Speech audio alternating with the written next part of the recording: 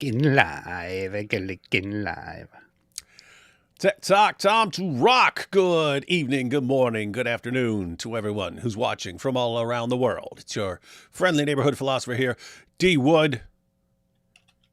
Hey, you know, AP, there are a lot of great days in apologetics and polemics history. There are a lot of great days in history, period. There's the day that Neil Armstrong walked on the moon. It's one small step for man, one giant leap for mankind. Although Candace Owens says never happened. There's the day that Patrick Henry said, "Give me liberty or give me death." The day Martin Luther King said, "I have a dream." And then there's the day that D. Wood and AP released McDonald's McMuta video and our dope Islamic Dilemma song all on the same day. Indeed. Indeed. That's what happened. Crazy. It's a wonderful day, man. It's a wonderful day. I finally published it, and we're proud of that.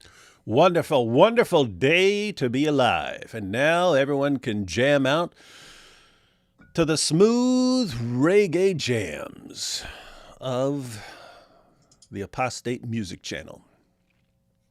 And I'm already working on my second song, which I'm about to What are you talking publish about? as But you had like 20 songs.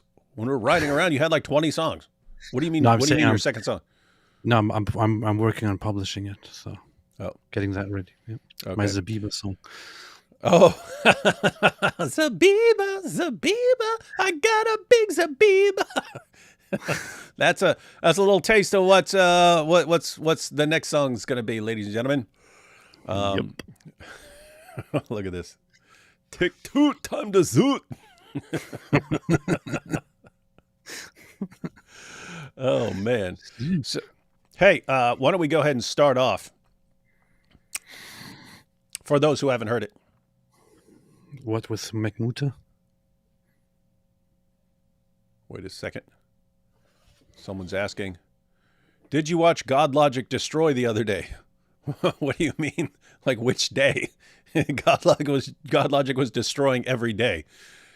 It was an epic massacre. And now people can understand. Darn it. People can understand. You see, we look back at the Revolutionary War and we wonder, how did the world's most powerful army run up against a couple of farmers with pitchforks and just get crushed and sent back across the ocean? How did that happen? You had the most powerful military on the planet come and face Jeb and Jedediah and stuff like this, coming out the barn with their pitchforks, and they sent those tea drinking, crumpet eating British dorks back across the ocean. People wonder, how is that even possible? Well, number one, we don't drink tea, we drink coffee, so that helped. But here That's a big mistake. Here you see it even again, right? Like, how can this happen? And then one American goes across the ocean and completely, basically conquers the entire stupid island. Well, it is a ridiculous island to begin with. It is. It is an island where literally, where the Islamist goes and says, "We love converting these British girls, and they take it really, really well." And British people are just sitting there like, oh, mate, that's slightly offensive, mate. But whatever, you do what you do. That's it. That's how British people are, man. And just think about it, man. If one American could go over there and just crush the entire Dawa, like, what if the British people actually... That's the point, right? It's massively weaker than people think. People look at us, oh, this is strong and unstoppable. No, it just looks that way because everyone backs down from it like a bunch of sniveling cowards. The second anyone stands up to it, it crumbles. It crumbles. Yeah. Do the math, guys. Do the math. So anyway, yes, I wouldn't know what you mean. God Logic was wrecking everything and everyone in his path over there, and so were a bunch of there. Because I said one guy goes across there. There were actually there were more people, and they were crushing it. And you do have a bunch of British apologists and polemicists and so on who are over there crushing it and so on. They're just. It's kind of like people are trying to play catch up because the Dawa guys have been doing it for decades and they've been building a lot of momentum. And now you got like a handful of people responding to it. But The Dawa's crumbling, man. The Dawa's crumbling, and it is awesome to watch. And speaking of the Dawa crumbling, in case you missed it, everyone, we're going to check out the Islamic Dilemma song. The Islamic Dilemma song. It is a song about the Islamic dilemma, produced by the apostate prophet himself. We're going to check it out. Everyone needs to share it. Everyone needs to share it all over the place because it's not just a total jam. It is packed with the Islamic dilemma. And everyone needs to learn the Islamic dilemma. And what we want is young people walking around humming and singing this song, and the lyrics sinking deep into their hearts and minds so that everyone knows what the Quran says about the Bible. So let's check out the song, ladies and gentlemen. Link is in the description box. Make sure you share it all over the place. Here goes. Tell me now, my brother, why do you say my book's been changed? Good point. When your own book told you to read it. Good read. Something don't add up. Good point. They say the Quran straight from above, every word from the mouth of God's love. But then it tells me the gospel is light, and to judge by what's in it, that's right. So I open it up and read what it says. Jesus died and he rose from the dead, but your book says no, he never died. So which one's true? Somebody lied. Who told you to judge by it if it's broken? Why call it light, then claim it was stolen? You can't play both sides with one story.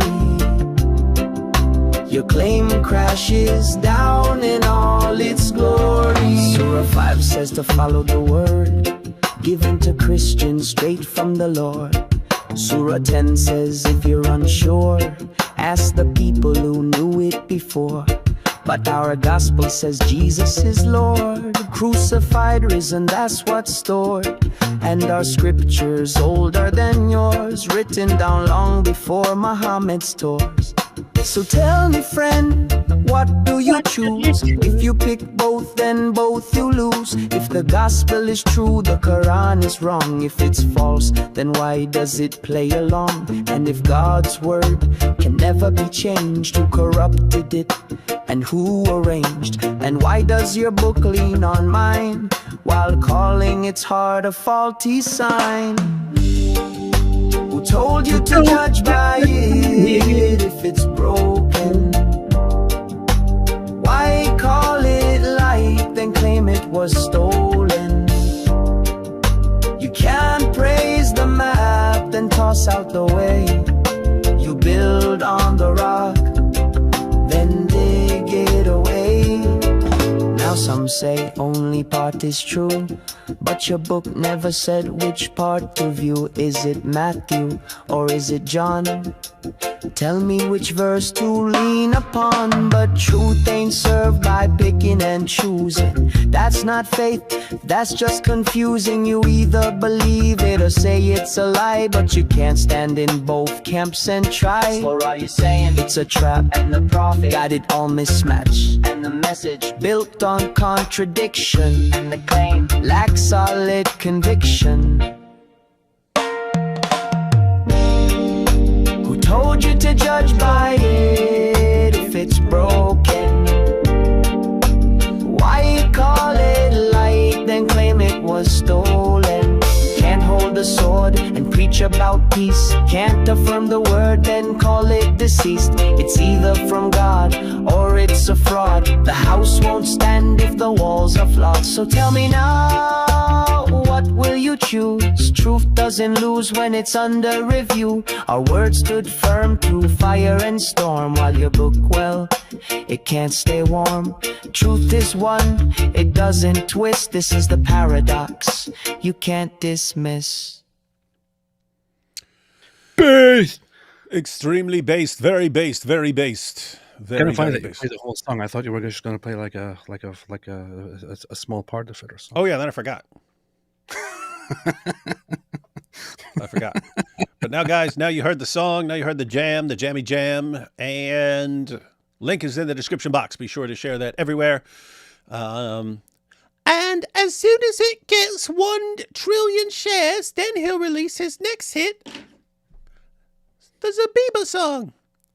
I was actually going to sit down and sing this myself, and then I started singing it, but I couldn't quite get it done. So The Islamic Dilemma song or Zabiba?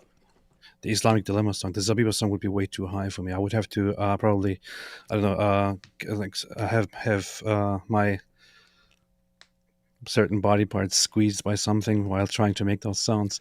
But the Islamic Dilemma song would be singable. Maybe I should ask Elle if I can perform the Islamic Dilemma song. Oh, at the conference live. Yeah. Hey, imagine. Hey, for the Zabiba song video, you could do most of it just this like the same there with apostate or whatever. With your little apostate prophet. I think you do need pictures flashing of Zabibas up there. You know what I mean? Yeah. Yeah. You need a bunch of pictures. Funny thing about pictures of Muslims with their Zabibas, and then you got the guys with the double Zabibas, and then occasionally the triple Zabibas. The funny thing with the Zabiba song is that the Islamic Dilemma song, I just came up with that as we were live at some point, and I was listening to you talk about the Islamic Dilemma, and I thought to myself, I want to make a song about that. And then it turned out very nice. With the Zabiba song, I was just reviewing some of our live streams. I was reviewing a live stream where we were talking about Sajid Lipham, and there was a part where you said, "What is that on his forehead? Is it a Zabiba?" And I jokingly said, "I think it is a Zabiba." And then I followed it by saying, "Zabiba, Zabiba, I got a big Zabiba." And then I thought, as I was rewatching that, I thought, hey, that's kind of a nice tune. So I sat down and turned it into a song, and it turned out very nice. It did. It's a jam. No, everyone's gonna. That's one of those. That's one of those bangers that sticks in your head. You know what I mean? There'll be people going around. Zabiba, Zabiba, I got a big Zabiba. And people will share that. People will share that with their Muslim friends. But here, what you're really aiming at, man. What you're really aiming at is that Muslims will like the song and they'll be going around. Zabiba, Zabiba, I got a big Zabiba. Hey, you know what? This apostate prophet's all right, man. He's making songs about our Zabibas here, man. This dude's all right. Let me check out some of his videos and I'll see what he says about other things and believe whatever he says. Nice. Oh, here you go, AP. Has Ridvan already explained what happened with his baptism? Yes, like I did. Like 97 times. Actually, only once, but That too. or twice. Yeah. However, he either explained it once or 97,000 times, whichever comes first. Whichever, pick one. Yeah, I did explain it, but I think I want to make a live stream about it just because, just to explain certain aspects of it. Because I think actually, so while I was initially upset about it, that the baptism did not take place yet, I later on kind of made peace with the fact, and also with the idea, and also with things that my priest said in the aftermath. It's like my priest was very upset about this because he was trying really hard to get me baptized, and in the Orthodox Church it is kind of the baptism means entry into the church, into the sacraments, and the bishop or whoever above is in charge can make certain rulings. And normally it is understood that somebody should be on average like in the church for a year before they get fully baptized into the Orthodox Church. So I kind of later made peace with the idea and listened to my priest, who also talked to me about it and told me some very, very nice things about it. So I think I should probably sit down and just talk about this separately. So I think I'm going to make a live stream about that. Yes. So I guess the 1 year is, I guess there's, that would be like for someone who walks in there and doesn't know anything, then it would be like, okay, so we want to make sure that the person has time to learn everything. And so we'll set a year as a guideline. And so with you, it was, well, he was already studying the Bible a lot, even when he was an atheist, responding to Muslims and so on. And then, so he already knew a bunch. And then he was wrestling with these things for a while. And then he read all the stuff. So let's fast track him. And then, no, you can't. You can't fast track dudes because then everyone's going to want to jump on the fast track, man. The funny thing is, my priest, you have seen my priest, you were at the service,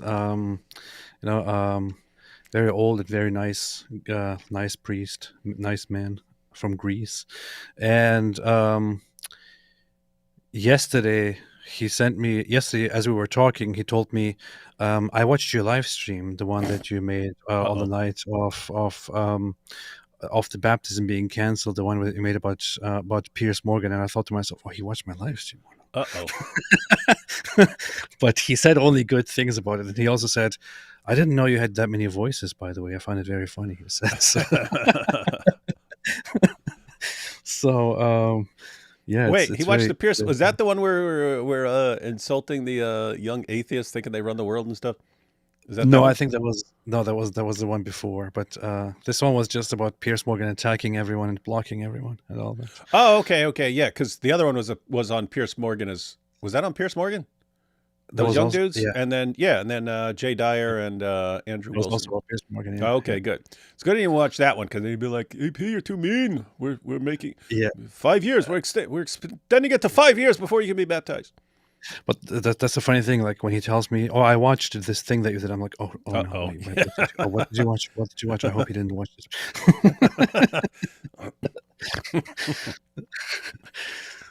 No, that's why. Because I just said this on your channel that we met that young dude who at your church who had converted to Islam and then said he was watching mine and Sam's videos and stuff, left Islam. Now he's in the Orthodox Church, and then he said, "Yeah, I still got a Muslim friend in Florida, man. I just sent him one of your videos." Like, "Oh yeah." He goes, "Yeah, the Al Zut one." I was like, "Oh man, why of all the videos I made, why the Al Zut video?" Oh boy, that's funny. Funny stuff, man. These are fun times, man. These are fun times. And speaking of fun times, ladies and gentlemen, we got Carl Benjamin, Sargon of Akkad. I'm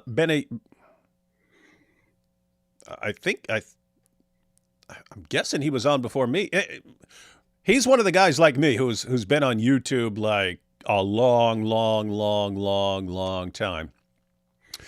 And he was. I always thought he was an atheist. He says in the video we're about to watch, but I've noticed over the past couple of years he's been friendly towards Christianity. Like even on his show, when someone would start saying, "Hey, if the only thing that can save the UK is a return to Christianity and stuff like that," he wasn't denying it and so on, even though not a Christian. But anyway, then he was interviewed by Justin Brierley, and they just posted that, I think last night. And then I watched about the first 8 or 10 minutes or so, and he's not a Christian. But on the thumbnail, it said he started going to church. Said he started going to church. In the video, he says, in the interview, he says he's an agnostic, but apparently he started going to church. So anyway, this is it's kind of a reflection of something that's going on all over the place. So for centuries, Christianity was like the dominant ideological force in the West. And then a bunch of people got the idea in the 20th century that they know better and they can do better. And hey, we can make a better world, and we got better ideologies out there and so on. And eventually you get to the new atheism when they took all the momentum of the 20th century and then said, let's go ahead and finish this. Let's finish it off. And they said, hey, if we could just get millions and millions of people to become atheists, the world will become better, more enlightened, more scientific, more logical, more rational, better in every way. It will be more moral. It's just better. It's better all around. Well, guess what? They were saying that in like 2001, 2002. We've had like 2.5 decades of the new atheism, and they did get millions of people declaring themselves atheists and so on. And what did this improve in any way? what did this make better in any way? In what way did Western civilization become more scientific? In what way did Western civilization become more rational? How many steps closer to a scientific utopia did we get by millions of people becoming atheists? That's the point. None of their predictions came true. None. And so if they've got a drop of empiricist blood running in their veins, they have to say, we thought this would lead to some improvement. It hasn't. Guess what? Our theory failed. Our worldview has had massive disconfirmation. Not in the sense that this wouldn't mean that it's false. It just means it doesn't work in the way you thought it would. Hey, if we get a bunch of converts to atheism, if we spread atheism, if we have a more aggressive form of atheism, the world will become better. The world will become better as Christianity declines. Guess what? The entire world started instantly going insane. You ended up with massive division in society. There was already divisions in society and so on. To kind of amplify them to where everyone clicked up into groups, everyone's attacking each other, and then people start civilization. It kind of paves the way for Islam. Here's the idea, ladies and gentlemen. Islam is relentless. It just keeps coming at you and coming at you, decade after decade, century after century. It has to be something strong that is going to stand against that. It has to be something strong that is going to stand its ground against that and repel it. Christians did it for 14 centuries. And then the moment people, hey, no, we got all these better alternatives and stuff, they can't invite Islam in fast enough. And so whatever you want to say, the alternatives that people came up with over the past couple of decades, they were completely, utterly, totally ineffective in dealing with Islam. And so you have a lot of people basically recognizing what they have. And so you've got people who are converting to Christianity, but you also have people who aren't converting to Christianity, but they're like, I understand we had something way better when Christianity was the dominant ideology in the West. So that's what's going on right now. And so Carl Benjamin, interesting. We're going to go through this. Again, I've seen about the first third of the interview. And it was also interesting because they were there with Bethel McGrew, she's the daughter of Tim and Lydia McGrew. If you put all of their IQs together, if you put all the IQs of the McGrew family together in degrees Celsius, it would melt a diamond. Let me just put it that way. It would melt a diamond. Smart family. We'll take these first batch of super chats, and we'll jump into the interview. I think we should be able to get through all of it. It's like 20-some minutes, so we should be able to watch all that. It was so funny. What was funny? I don't know what was so funny. It was fun. It was funny. Thank you, Ida. It is funny. Ida says it was funny. Let's see. Please get someone to sing these songs. Why? I thought it was the jam. You could get someone to sing these. I'm telling you, I want the rap. We've got tons of rappers on our side. We've got tons of retired. You don't like my voice? I thought I was a good singer, man. What is this? I've never heard you sing except for like pretending to sing while we're live. Oh, that's true. So I have to see. Hail our Lord Jesus Christ. Yes, indeed. Found out that hijabophobia is a thing. What are the relevant verses and hadith to respond to someone who claims the coverings are empowering? What do you mean? What do you mean? The Quran, I think it's Surah 33, verse 59, says, and I think Muhammad hijabophobia. I think it's the Yusuf Ali translation, but it says, make sure they cover themselves up so that they won't be molested. That's not empowering. That's saying, hey, you're basically asking to be molested if you don't cover yourself. And then, of course, you've got women in full burqas, and they go to the Hajj, and then what happens? They'll get molested. Isn't that weird? Well, ain't that quite a paradox right there? And AP, as far as people saying it's empowering, what was the historical background of why women needed to cover themselves according to Islam? well, they got molested by Muslim men. So, No. I mean, uh, Muhammad's wives. What happened, man? What happened? oh yeah, Muhammad's wives were. You mean they were going poop, and they were going to make it to the doo-doo business, and Muhammad's dear advisor Omar, he was looking at all the women walking by, and he would see Muhammad's wives go doo-doo, and he would He's and he would sitting say, there. "Hey, He's sitting hey, there. I see He's you. I peep, see he's you going to the peeping at them. bathroom. He's I see peeping you at them. going poop, and I like to look at the women when they go poop, and I don't want to look at the prophet's wives. The prophet's wives are important. Somebody has to tell the prophet to cover up his wives because nobody should look at them. Nobody should peek at them when they go poo poo." So that's how it happened. Yeah, And guys, it's fun. He's not joking. This is in the Muslim sources, right? So, it's a serious business.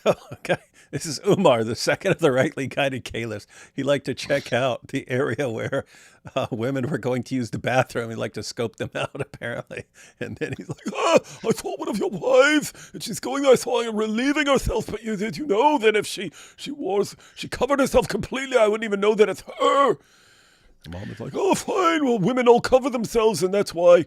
That way, Umar won't know whose butt he's looking at when the women are going out I like to poop. look at women go poop, and Muhammad's women are special. They shouldn't be looked at when they go poop. This is Islam. This is so massively. I mean, seriously, if a dude walked up, like, keep in mind, guys, this is, it's weird because, we have bathrooms in our houses and stuff now, so there's not need to go out there.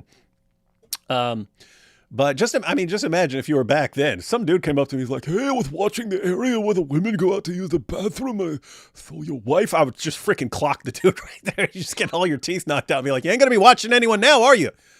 I don't need to cover up my wife. I just need to knock your freaking teeth out. That's it. Boom. Problem solved. But that's how it works. It's like, oh, look at all these perverts trying to check out the women while they're going poop. Let me tell the women to. It's the women who always have to change and adapt to men being perverts, right? And then, of course, you get, again, Surah 33:59. The women have to cover themselves so that they won't be molested by people like Umar. Oh, maybe I'll cop a feel while she's copping a squat. Well, the thing is, it is in a man's nature to watch women go poop. So therefore, it would of course be required of the women to change, to do something about that, and to change their appearance, because every man just wants to go and watch women go poo like Umar. Yeah, that's what we all do. Creepy stuff, man. Creepy stuff. Yep. Umar was standing behind the Diddy line. Muhammad said, "This is the Diddy line you can watch, but don't cross the Diddy line." First you converted Nabil, then AP, next Alex O'Connor. No, D-Wood doesn't convert anybody. I'm just super based, that's all. I remember when CB was running for office and was talking to a young Christian. He was pretty cheeky. Oh, Carl Benjamin. I was like, who's CB? Remember when Carl Benjamin was running for office and was talking to a young Christian? He was pretty cheeky. Glad to see him reconsider. Faith wave rolling. Yeah, he's actually funny. I He's thought funny. it was supposed to be Clinton Bill. Yeah. I remember. I remember he went on this rant and he said there are only two types of people in the world: the English and the German. That was just hilarious to me. Anyway, the English and the German. Off topic, but is the Confederate battle flag based? No, bunch of losers. You lost a war. Give it up. But losers. AP, I want to get losers. AP. I want to get baptized. Orthobros. No. What's TMB mean? What's TMB? Where's I don't know. It TMB? says TMB at the end of this thing. I understood everything right up until TMB. TMB. I don't know. Momo's favorite music is reggae. Reggae featuring all Zoot and Diddy lines. Why is everyone talking about this all Zoot stuff? Peak unemployment. Yeah. This better be on all the music apps. It needs to be. That should be everyone's ringtone as well. I actually made a move today to put it on Spotify and all the other services. I think it should be out there within 1 to 3 days or so. So, starting music career as we You actually have enough for a full album based on the stuff. Beast. I made a video about how Islam isn't pure monotheism because the Quran is eternal with Allah, and a Muslim said that an attribute is not a distinct entity of Allah. How would you respond to this? Pretty easily. So the attribute, saying that the speech of Allah is an attribute, that is a common response. But it is a distinct book. It's a preserved tablet in heaven. So it is something that is distinct from Allah, and yet it's an attribute of Allah. So you've got an attribute of Allah that is distinct from Allah. But it gets worse. In the Hadith, the Quran appears as a pale man and intercedes for Muslims. So the Quran appears as a pale man and intercedes for Muslims and says, "Oh, Allah, this Muslim recited me a bunch. He recited me a bunch, and that's why you should forgive him." All right? Okay, so now here's something that is an attribute of Allah, speaking to Allah and interceding with other people for Allah. But it gets worse, because you've got the Hadith where individual chapters of the Quran appear as flocks of birds. Right? They appear as flocks of birds to intercede for Muslims. So think about this. You've got an attribute of Allah which appears as a man and intercedes with Allah, speaks to Allah, communicates with Allah. But within that pale man that is the Quran in his full appearance, you have individual chapters which appear as flocks of birds, and they also intercede. So within the one Quran pale man, you have all these other agents that speak, think, remember, intercede, and so on. And yet they can also appear as one man, which is an attribute of Allah. The point is, if you're going to make fun of the Trinity, because, it sounds like polytheism. Oh my goodness. And this is, I want to make a video about this or do a live stream. But if you saw the discussion with God Logic and Ali Dawah would complain. He's going, "Oh, look at that shape. Me just learning me shape, yeah. And look, I got a little square in it, and then I got the triangle, yo. And I noticed that the triangle ain't the same as the square. So how can you say that Jesus is God and then yeah?" And then he would say, he would go on his little stupid shapes tirade, and he would see, "This is why Tawheed. This is why people are turning to Tawheed." And God Logic would challenge him on Tawheed, and Ali Dawah would not answer the question. So this is an ongoing issue. They do not want to talk about Tawheed if they're talking to someone who knows about Tawheed, because someone who knows about Tawheed is just going to wreck them, because it's not simple. It's massively confusing. They can't even agree on whether Allah has literal body parts or not. So Allah has body parts, and then Allah, he breathes out the spirit. So the spirit of Allah is not like other things that Allah creates. When Allah creates, he just says be, and it pops into existence. There are 3 exceptions. So there's the spirit of Allah, which he breathes out. So that originates from within Allah. So that is not a normal creation of Allah. So the spirit he breathes out. You've got the Quran, which he speaks out. And then you've got Jesus, who Allah also speaks out. Jesus is the word of Allah. But Jesus also is a man. And so you've got a man who's the speech of Allah. This is really, really confusing when you look into it. And then his Quran, which he speaks out, his eternal speech, also appears as a man, and yet within this one man, there are all these flocks of birds that are also intercessors and so on. This is really, really confusing stuff. They don't talk. They'll talk about this with like students of knowledge, people who are becoming scholars and stuff. But to potential converts, they walk up and they, "Oh, the Trinity is so confusing. Just convert to Islam. It's so simple. It's just one God, just one God." And they don't break down any of that confusing stuff, which is why when God Logic would bring it up to Ali Dawah would not answer, and he would change the subject. They are terrified of this issue. Guys, if you want to do something, first learn the Islamic dilemma. That's step 1. Step 2, learn to wreck Tawheed. Let's see, what do we got? The Al-Zut can help you with those high notes. It's extremely messed up. Hey, yeah, you should get Al-Zut to sing the chorus, but like actually get the Jot people.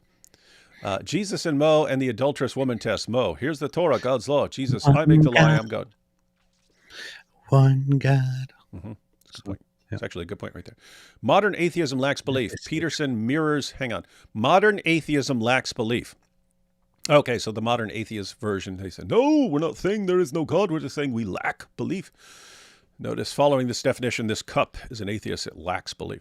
Peterson mirrors this in reverse. He affirms Christian truth without belief, two sides of the same metaphysical caution.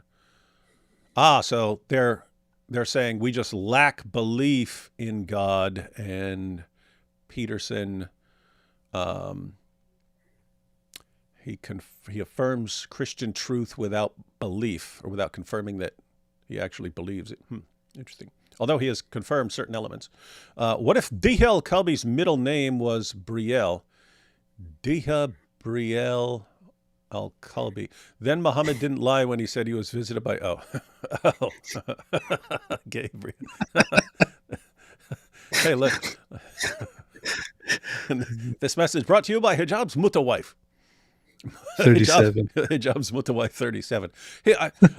He probably does have like 37 or more, 50 or 70. Probably changes them out and so on regularly. Probably has a nice little mutawife in every town he goes to speak in. Bummer, AP. I'm not ortho, but I respect your demeanor and humility. Yes, he's already declared himself the most humble repeatedly. Thank you. I am the most humble, so it's not very difficult for me. But thank you. Appreciate that. AP, I take it since you're still a cat human, you lost the mubahala against the bishop. Yes, I did. Don't mess with don't do a mubahala with a bishop, man. They will wreck you. McMuta Oscar to D Wood and Reggae Rhythm by AP. Fun times. Yes, these are indeed fun times. Have you heard Love the Jews song by Apologetics? You heard that, AP? No. I heard of Apologetics. I'm going to screenshot this and check that out later.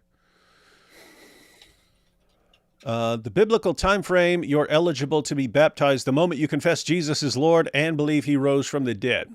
Yeah, that's what AP and I have been talking about. That's the way it looks in the book of Acts. We kind of talked about that before, that it seems like the Orthodox Church has combined two things, because you also have Jesus talking about becoming a disciple and saying, make sure you know what you're getting into, in effect. If you're gonna do a construction project, make sure you have what it takes to complete it. If you're deciding whether you can go out with an army to confront another army, you need to make sure you can actually do that. So you do have these warnings and so on. Sounds like they combine them. But yeah, in the book of Acts, it was, you believe now? Let's get to Dunkin'. Dunkin' Donuts. So here's the thing. Some people misunderstand what the whole, postponing baptism in the Orthodox Church and all that means. And some people say, how can you withhold baptism and all that? It's not withholding baptism. That's not really what this is about. So if I was, for example, on my deathbed right now, and there was a risk that I'm going to die within the next few days, in the Orthodox Church, it would be I would be baptized as soon as I confess that I believe, in Christian beliefs, that I believe that Jesus is Lord and he rose from the dead. As soon as I affirm the Nicene Creed, I would get baptized. And I think there is even in such a case permission for anyone to baptize you or something like that. The issue with the Orthodox Church is this was actually established by not just the Orthodox Church as we speak, as we say it, but rather by the universal church in general within the first centuries of Christianity, because there was a huge influx of new people into Christianity, because there were heresies that were coming about and really messing up the church.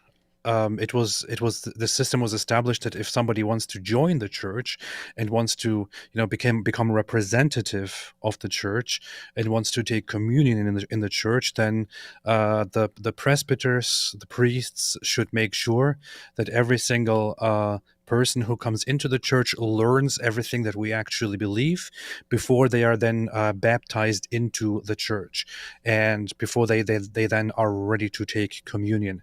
If, however, the person is, for example, thought to be on their deathbed, it is they are baptized immediately, because then there is a sense of urgency. And the idea was then also if somebody is in the learning process and in the middle of that, for example, dies, the church doesn't consider that like condemned or anything, because obviously God is aware of everyone's intents and all that. So the person was obviously going to be baptized or willing to be baptized and so on. So this is just a system established to teach people what is actually what the church's beliefs are, and to prevent heresies from taking over, especially the early Christological heresies or general theological heresies. Later on, the early recommendations were even that people should be educated about this kind of stuff for 3 years or so. In modern times, it's like it's much less. Generally, people are baptized within like 1 year or less or more, but there are still some people who are not deemed really ready, and who are like taken through it again and again, and for whom it takes long. For some it takes much less. But yeah, so in the Orthodox Church, there has recently been in America this kind of surge in people who want to join. So measures have been taken to then say, okay, we have a popular surge of people trying to join, but people really need to learn what they join, and not just, we don't want it to become like a park, So they wanted to install, impose certain phases that are minimally required for everyone to be at least part of the church for 1 year before being fully accepted, and so on.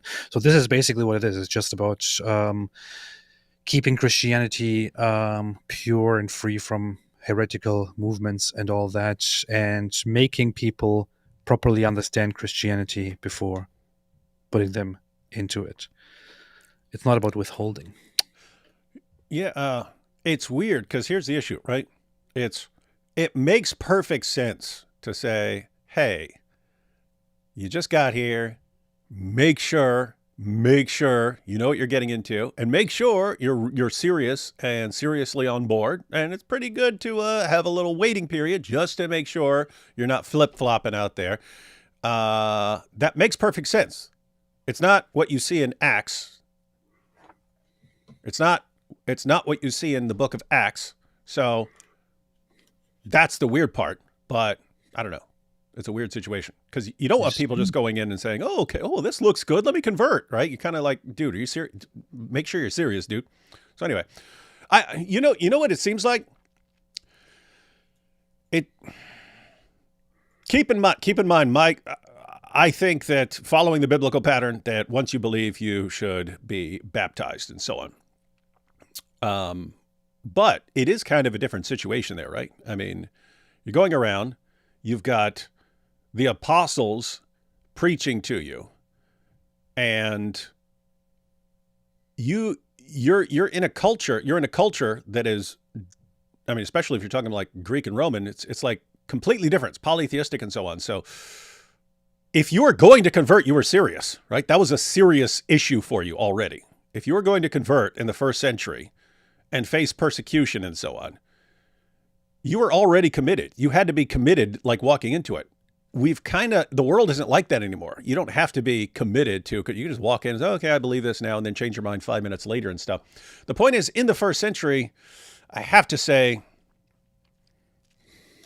it did make more sense in the first century, in the sense that given what you were going to face as a Christian, and, be kicked out of your family and face persecution and so on, it made sense. Okay, boom, you believe, so you're committed to this? Of course you're committed. Why would you be believing in something where you're going to be persecuted? So you're already committed. And you kind of lose that, and it's like, are you serious?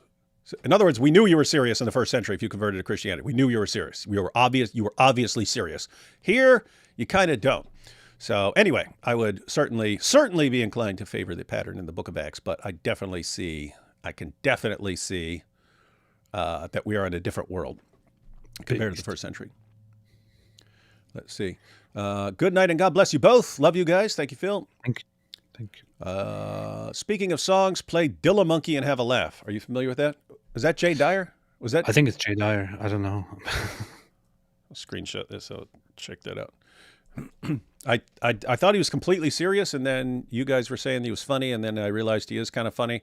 I saw him impersonating Jordan Peterson, and then you guys are talking about stuff like Dillamonkey and so on. So It's because he has a very, very deadpan humor. that sense is of always humor. hilarious. It's very difficult to tell when he's joking sometimes. David, now that you attend the Divine Liturgy, David, now that you attended the Divine Liturgy in the based Orthodox Church, what did you think of the based Orthodox Church service? Well, that's a very good super chat. Whoever made that, wow. Well, it's all right, except for the taco stuff every, 5 minutes. That's the best part about it, man.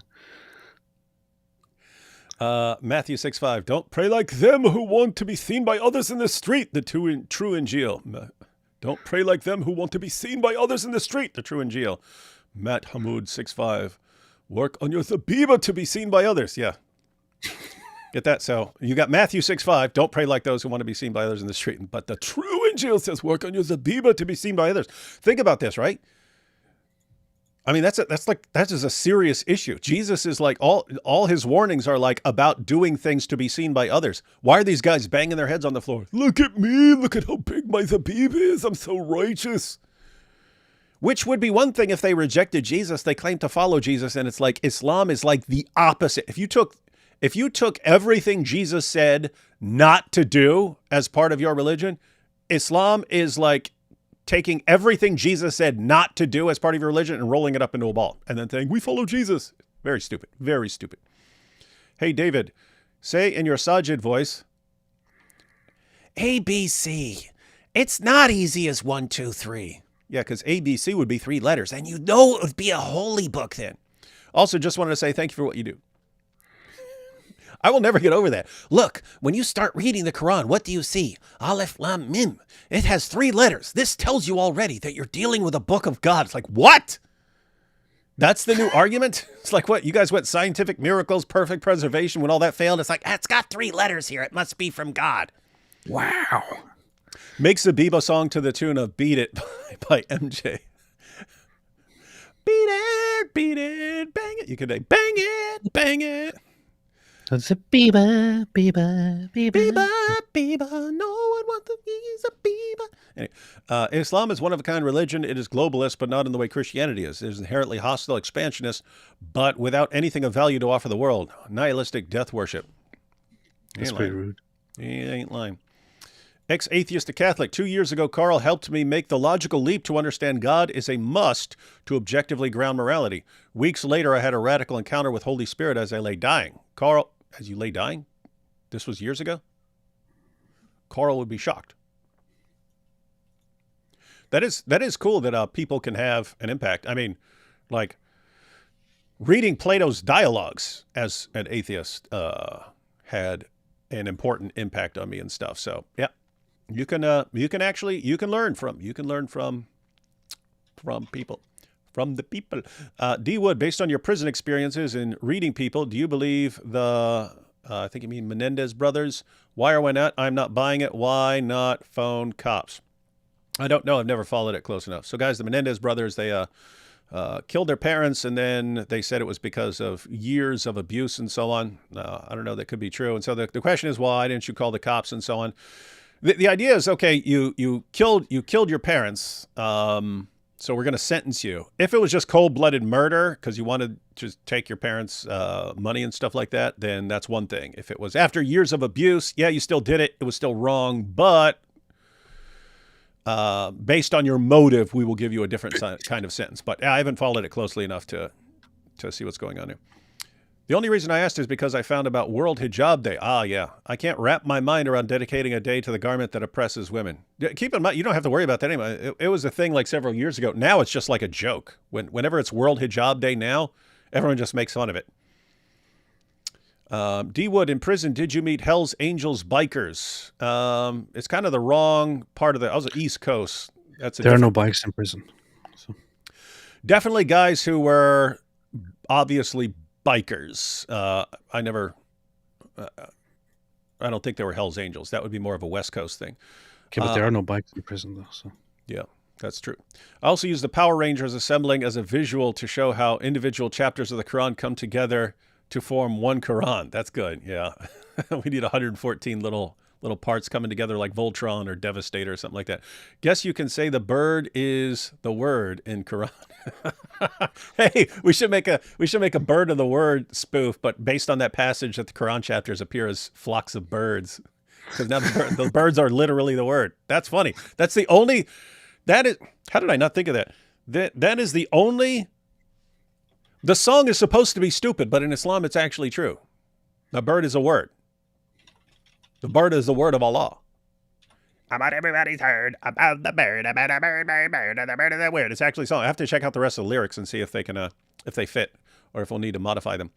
AP, unworthy of baptism. You didn't get rejected by God. FBI most wanted grape dangler. FBI most wanted grape dangler. AP, do you know Pixel Monk vid game by Trisagion Games? Warning involves Christ, Theotokos icons, and some ducklings. By the way, D. Wood ended up attending. Yeah, I went to the liturgy with AP and his family. The liturgy. I saw your super chat earlier, so I actually checked it out. It seems to be an indie developed and fan-funded game. Pixel Monk, Trisagion Games, by an Orthodox Christian. Interesting stuff. Seems like a fun little chill game. I'm gonna check that out. No one's interested in video games. AP, did you see Sadiq Khan, London mayor, has been knighted by King Charles? What is your reaction? Is this not haram? Why British monarchy flirt with Islam? Nope, hadn't seen that, but not surprising at all. Not surprising at all, but pretty messed up and creepy. What the heck? Mayor of London, Sadiq Khan, knighted at Buckingham Palace. Should make a little video about that. Sir Sargon Khan formally receives his knighthood from King Charles. Can you imagine? Yeah, for doing what? What the heck did that guy do besides help speed along the process of ruining London? You're so good at ruining London that we'll knight you. Birds, especially crows and ravens, were considered carriers of knowledge between humans and the afterlife and the gods in European paganism, just saying. Also in Arab paganism. Like with the story of the Satanic Verses is that Muhammad supposedly received revelations, it turned out to be from Satan, affirming that you could pray to your pagan goddesses because they're the exalted cranes. They're bird goddesses that carry your prayers up to Allah. And it's just, what's really interesting is, so keep in mind, that's the pagan mindset. Because they even had the idea of like a supreme god, and then there's all these other gods, right?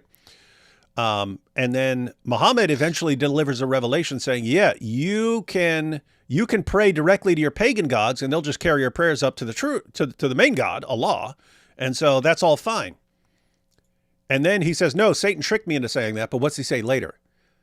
That chapters of the Quran are flocks of birds that intercede with you for Allah. So he kept it. He kept the paganism. He just replaced it with Islamic paganism. And isn't this just amazing? You say, hey, my Muslim friend, praying to Allat, Alusa, and Manat. Allat, Alusa, and Manat, interceding with God for you. Is that paganism? Yes, it's paganism. It's so pagan. It's as pagan as paganism can get. Say, okay. Chapters of the Quran interceding with you as birds. Is that paganism? No, it's pure monotheism. It's just weird. I'm still stuck on the whole thing, man. This is so ridiculous. What, a video game? Imagine you have a politician in charge, elected by the Muslim population, to be in charge of your capital city, and that just completely defies and mocks and overturns anything traditional and English, British that you have. And basically hands your people over to get raped and stabbed and killed and exploded to bits and so on, and your king, who is supposed to be your leader of the nation, not only, by the way, the national leader, but also the head of the church,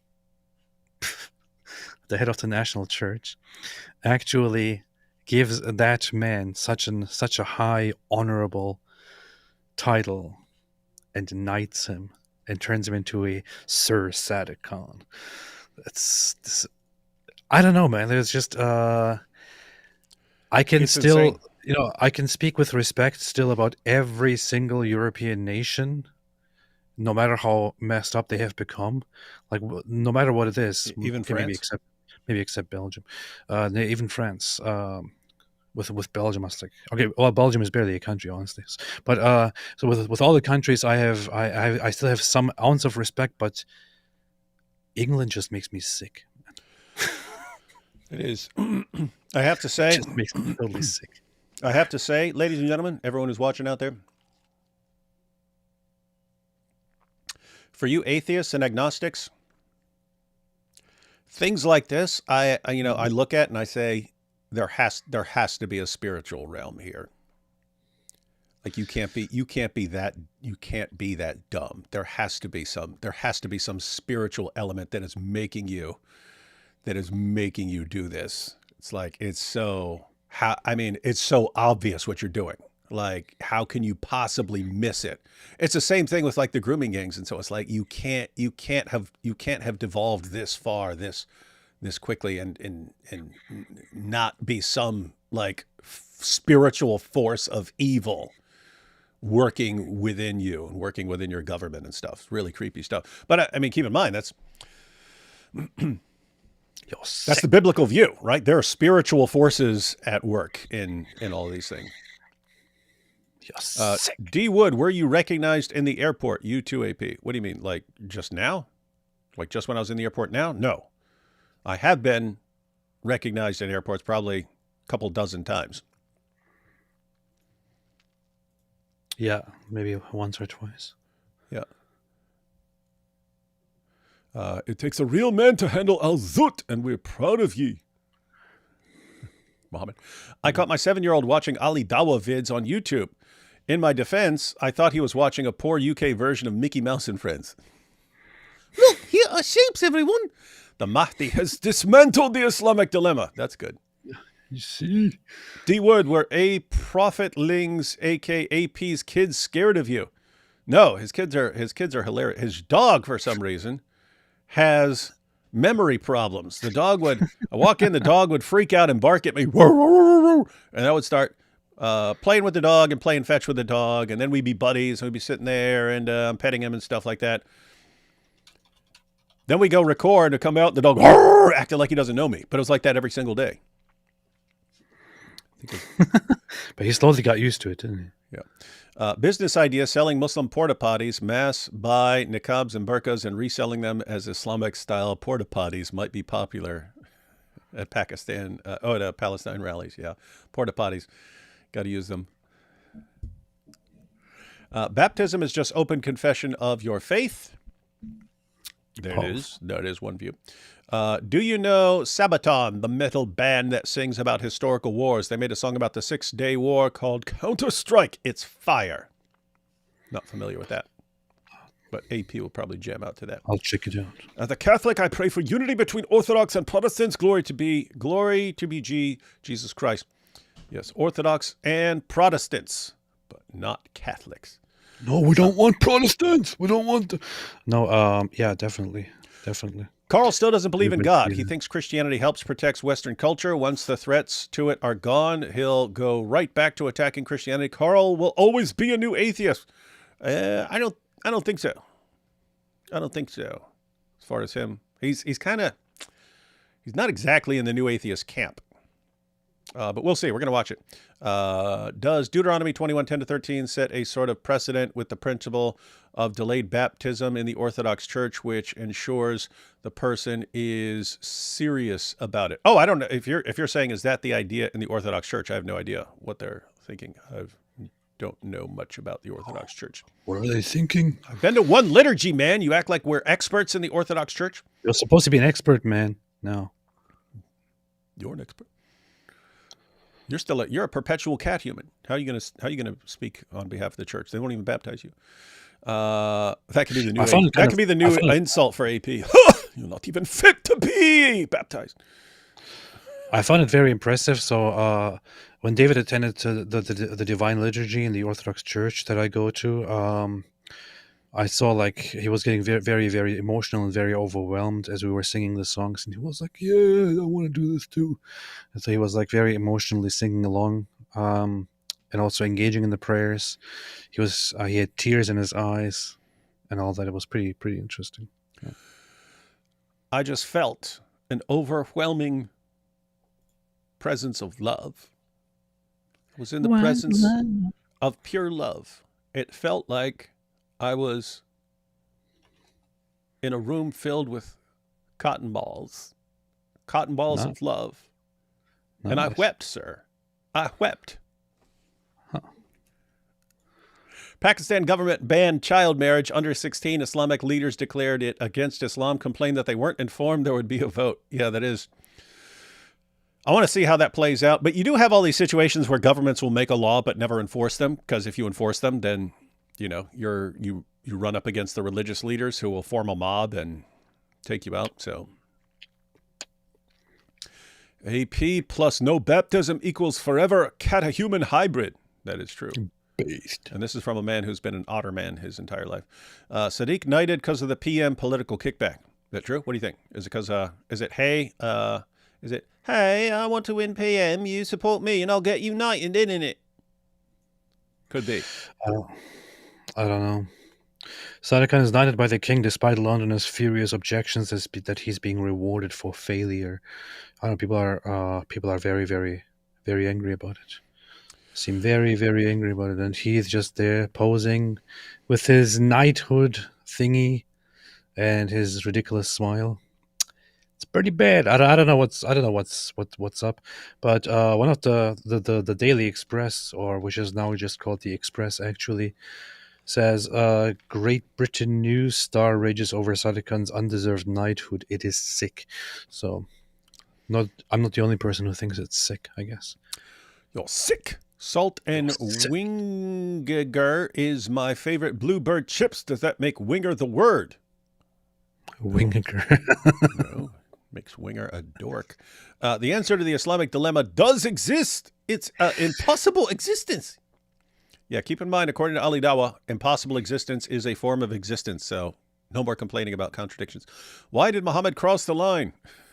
To get banged by Al Zut. I'm Christian, married to an atheist. He has never read the Bible, but thinks he knows everything that's in it. Yeah, it's In it. that's an ongoing thing. You have all these atheists who think they know the Bible and don't know and have never read it. But then you have all these guys, all these people in the West, politicians, journalists who've never studied Islam, and yet they're experts in it and they're qualified to say who is and who isn't a Muslim. So that when someone does something bad, they say, "Oh, that's not a Muslim. We know because we're experts." He says, my corrections are just my interpretation. I love this man and want him to know Christ. What can I do? Read Greg Kokel's Tactics. Read Greg Kokel's Tactics. And then after that, read Greg Kokel's Street Smarts. That will be enough to get some big zoot peanuts. Big zoot peanuts. And finally here, man children arguing over fairies. Grow up.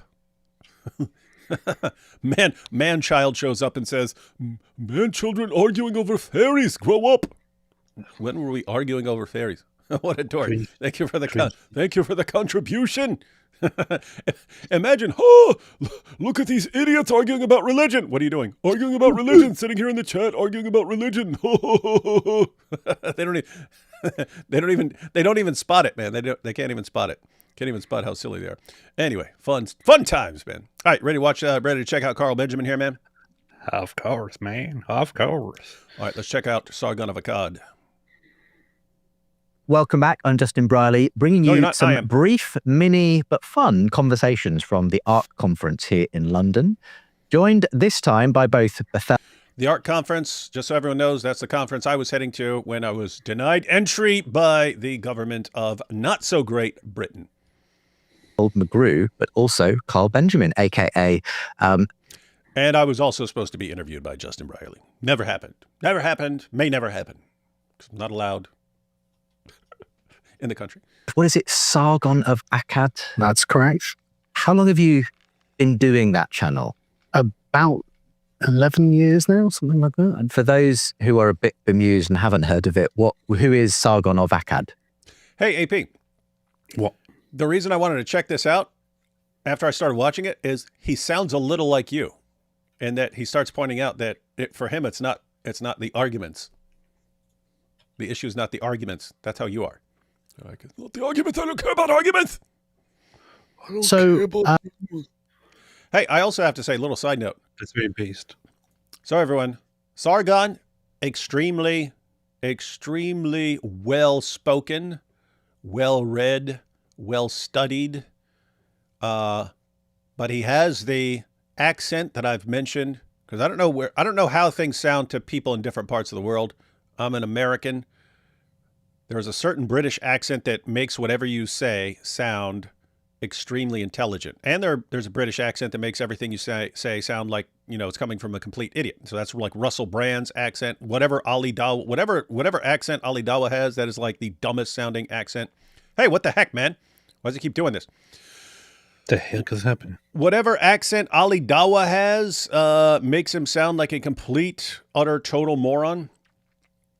But Carl Benjamin,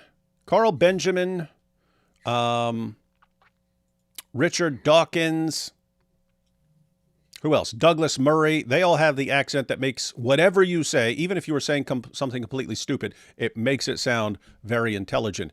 And if you have the Ali Dawah accent, then you could be saying something that is the most brilliant thing ever. It's not going to happen. But you could be saying the most brilliant, clever thing ever, and you would sound like a complete idiot to an American. I have to say, Carl Benjamin, he has like the supreme example of the intelligent sounding accent to Americans. So whatever he says here, guys, you have to listen to it because of his accent. I think that is called the received pronunciation, or the high received pronunciation. I heard it called posh. Or upper received. Yeah, I think it's just received pronunciation. Posh. Or Oxford or Queen's. Posh. Yeah, it's Poshford. Got it? I'm quite old, and in the early days of the internet, it was a wild west. It was scary, and it was generally understood that you didn't use your real name for anything, and so you would use a pseudonym. And I happen to be a history fan. I happen to enjoy historical figures and stories, and so I just used Sargon of Akkad as my sort of screen name because everyone had their own, and you end up taking it from platform to platform just so you don't have to remember a different login and a different password. And so when I signed up to YouTube, it was just no different. I just was like, okay, I was, didn't think anything of it. I never thought I was ever going to produce a YouTube video. Then something like 3 years later, I was just a bit frustrated about things. So I recorded a very, very low quality video, put it up online, and I started getting views. And then suddenly I've got 500,000 subscribers, and then suddenly I've got 900,000 subscribers, and suddenly I'm in the news. And suddenly I'm like, why didn't I just use my real name? Because the thing is, the political space wasn't really there on YouTube when I started. It was a fast-moving, evolving thing, and you caught the wind of, this developing moment. By complete accident. Yeah, to my mind as well, in those early years of YouTube, it was actually quite a kind of atheisty dominated space. That was where a lot of the new atheists discovered each other and started hosting these quite skeptical channels. Was that kind of the vibe? Yeah, that's an interesting point. Someone made this point recently. They were playing clips from like 2009, 2010 of atheists back then, and they're just bragging about how they've taken over the internet and they've taken over social media and they've taken over YouTube, and Christians are all running, and people are just like, how's that working out for you guys now? How's that working out? But yeah, it did seem to be the vibe generally seemed to be atheism seemed significantly like a much stronger force back in like 2008, 2009, 2010 on YouTube. Now, what a pathetic, weak little insignificant thing it is. Well, you know what I find kind of interesting? You probably don't know this, but Justin Brierley, his voice sounds like a narrator of a different YouTube channel that I know, which is Kings and Generals. The narrator of that YouTube channel sounds exactly like him, and now I'm like wondering if they are the same person. Does he show himself, or it's just his voice? Just voice. I'll check it out. You don't know anything. Probably not the same person, but whatever. Continue. You're just saying all British people sound alike. It's not. They true. all look the same. It's not true. They look alike. They talk alike. They're all the same. The time of your channel? It wasn't the vibe of my channel. I just presupposed all of those things, really. I was a fan of Christopher Hitchens and Richard Dawkins and Sam Harris and things like that. And I had never, I didn't come from a religious background in any way. You weren't kicking against anything in that? No. So here's what it sounds like, and we'll let him continue. But it sounds like he's a fan of all these guys, and he just agrees with them. So he wasn't like aggressively going, promoting the new atheist stuff, because he's just okay. It's obviously. So you don't need to fight over it. While I agreed with all of the sort of materialistic atheist arguments they're making, I was just a product of late modernity.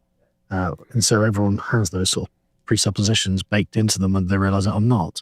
You ended up kind of becoming, though, somewhat part of that milieu. And I remember there was some kind of an episode, and I wrote a book called The Surprising Rebirth of Belief in God, where I sort of the first chapter traces the rise and fall, arguably, of new atheism. And the way in which that movement, after a sort of honeymoon period, when everyone said, yes, God doesn't exist and religion's bad for you, they then started to disagree over all kinds of social issues. And I remember one particular moment that I heard about and watched when you had a big kind of fallout with another atheist at the, what was it, the Mythicist Convention or something? Yeah, the Mythicist Milwaukee Convention. Well, so the atheist movement had... Wait, mythicist? Jesus mythicists? What? There was a convention of... Cause I don't know what you mean by mythicist, because you can be a mythicist about various things. If there was an entire conference for Jesus mythicists, that's like terrible. But it's weird. I remember vaguely hearing something about this, but I don't think I ever watched the footage. But I think he says someone stormed the stage getting ticked off at him. Well, let's see. Wait a minute. Mythicist Milwaukee is the former name of a non-profit atheist secular organization founded in Milwaukee, Wisconsin by Sean Frasick and Antonio Fritz Blandon in January 2013. Wait for it. After viewing the film Zeitgeist, the movie, directed by Peter Joseph, which claimed that today's Western religions are derived from ancient sun and nature worshippers. Seriously, man? It's like...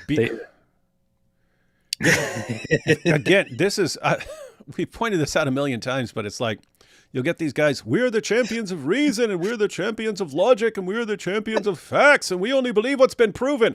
And then they'll run out and defend like the most idiot, and they'll just mindlessly go along with something they saw in a stupid video and be ready to defend that to the death. And it's like, they've never thought through anything. They've never studied anything. It's like, gosh, it's so dumb. That movie, that film, the Zeitgeist movie was like, it came in at a time where the internet was just getting started on a massive scale, and the people were very susceptible to just accepting any kind of nonsense that is online. So the film came out and started making a bunch of ridiculous, dumb claims, and people just absorbed all of them like sponges and believed it. And nowadays, everyone who knows a little bit of stuff knows that the whole film was just full of nonsensical propaganda nonsense. It was just nonsensical nonsense. But some people actually formed organizations based on that movie. So. Yeah, there's that, and then you had the Jesus myth, or that Jesus never existed. It's like, I'm not your boss. I can't tell you, I can't make you not believe in something stupid. It's the fact that they will believe the stupidest things that are like a trillion miles. They would be laughed out of the room if they tried bringing this up among scholars. I mean, even atheist scholars. They would laugh you out of the room for holding to these positions. And yet these guys will claim to be the champions of facts and reason. This brain is Fort Knox. Nothing is in there except the pure gold of the truth. And they'll, like any idiot who says, Jesus never exists, they go, oh, you can't believe that. Gosh, so dumb. Anyway, so something happened. And someone stormed the stage, apparently ticked off at him. Let me back this up a few seconds because this is interesting. Atheist at the... what was it, the Mythicist Convention or something? Yeah, the Mythicist Milwaukee Convention. Well, so the atheist movement had, not very long after its sort of blooming, been infected with woke postmodern identity politics, in particular feminism. And I didn't think this was actually the best way to conceive of male-female relationships and interactions. And so I was something of a heretic to the atheist You movement, catch that? which is an interesting place to arrive at because, of course, there were definitely deep religious undertones to the moral system that they're promoting. Dude, you hear this? No. AP. This is exactly what Jordan Peterson was just saying. And yet you had people like Danny going, oh, well, are you a Christian or not? So the actual claim of Jordan Peterson was everyone worships something. And if you take God out of your mental hierarchy and so on, something else is going to be on top. Something else is going to be on top. It's like, no, we don't. And here's Carl Benjamin saying that the whole movement had these religious undertones, and if you didn't agree to everything that the group was saying, you were deemed a heretic. You're a kind of heretic and so on. So check this out. Let's back this up a little bit. He was a heretic. In particular, feminism. And I didn't think this was actually the best way to conceive of male-female relationships and interactions. And so I was something of a heretic to the atheist movement, which is an interesting place to arrive at because, of course, there were definitely deep religious undertones to the moral system that they're promoting. And the Mythicist Conference was a confrontation, finally, whose time had come, because for a long time, they simply just blocked us out of conversation because, of course, well, no, we've got the reins of power. Why would we want to engage with you? We'd only stand to lose something. But our influence kept growing and growing and growing. And so eventually it came to the point where I was like, okay, well, we'll sit down and talk. And Thomas Smith was not happy that I wasn't prepared to be browbeaten by progressive. This was the sort of opponent you were speaking to. That's correct. Right. And he ended up storming off the stage. Yes, there were some quite chaotic scenes I heard. Yeah, I didn't think I even went that hard on him, really. But I just didn't agree with the moral framework he was proposing. And he had a really difficult time dealing with that. Yeah, so. Hey, that's interesting. Hey, AP, a little side note, AP. Guys, everyone look, is it just me or does that actually look like a cool way to rock a cross? I know, I was just thinking of that. I thought I should attach it to my beard. Isn't that cool? It looks cooler than wearing it as a necklace. Yeah. You should come up with something where you don't actually have a necklace. It just like attaches to your beard or something like that. Dude, seriously, start up a new thing. Yeah. Start up a new thing. It looks cooler, and that could be your offshoot of the Orthodox Church that you start and become the Pope of. Well, I already started. I'm starting a movement called Orthofarianism. So it also comes with Orthodox Christian reggae music. So yeah, that is cool. That is cool. You make now in retrospect of that whole sort of new atheist movement.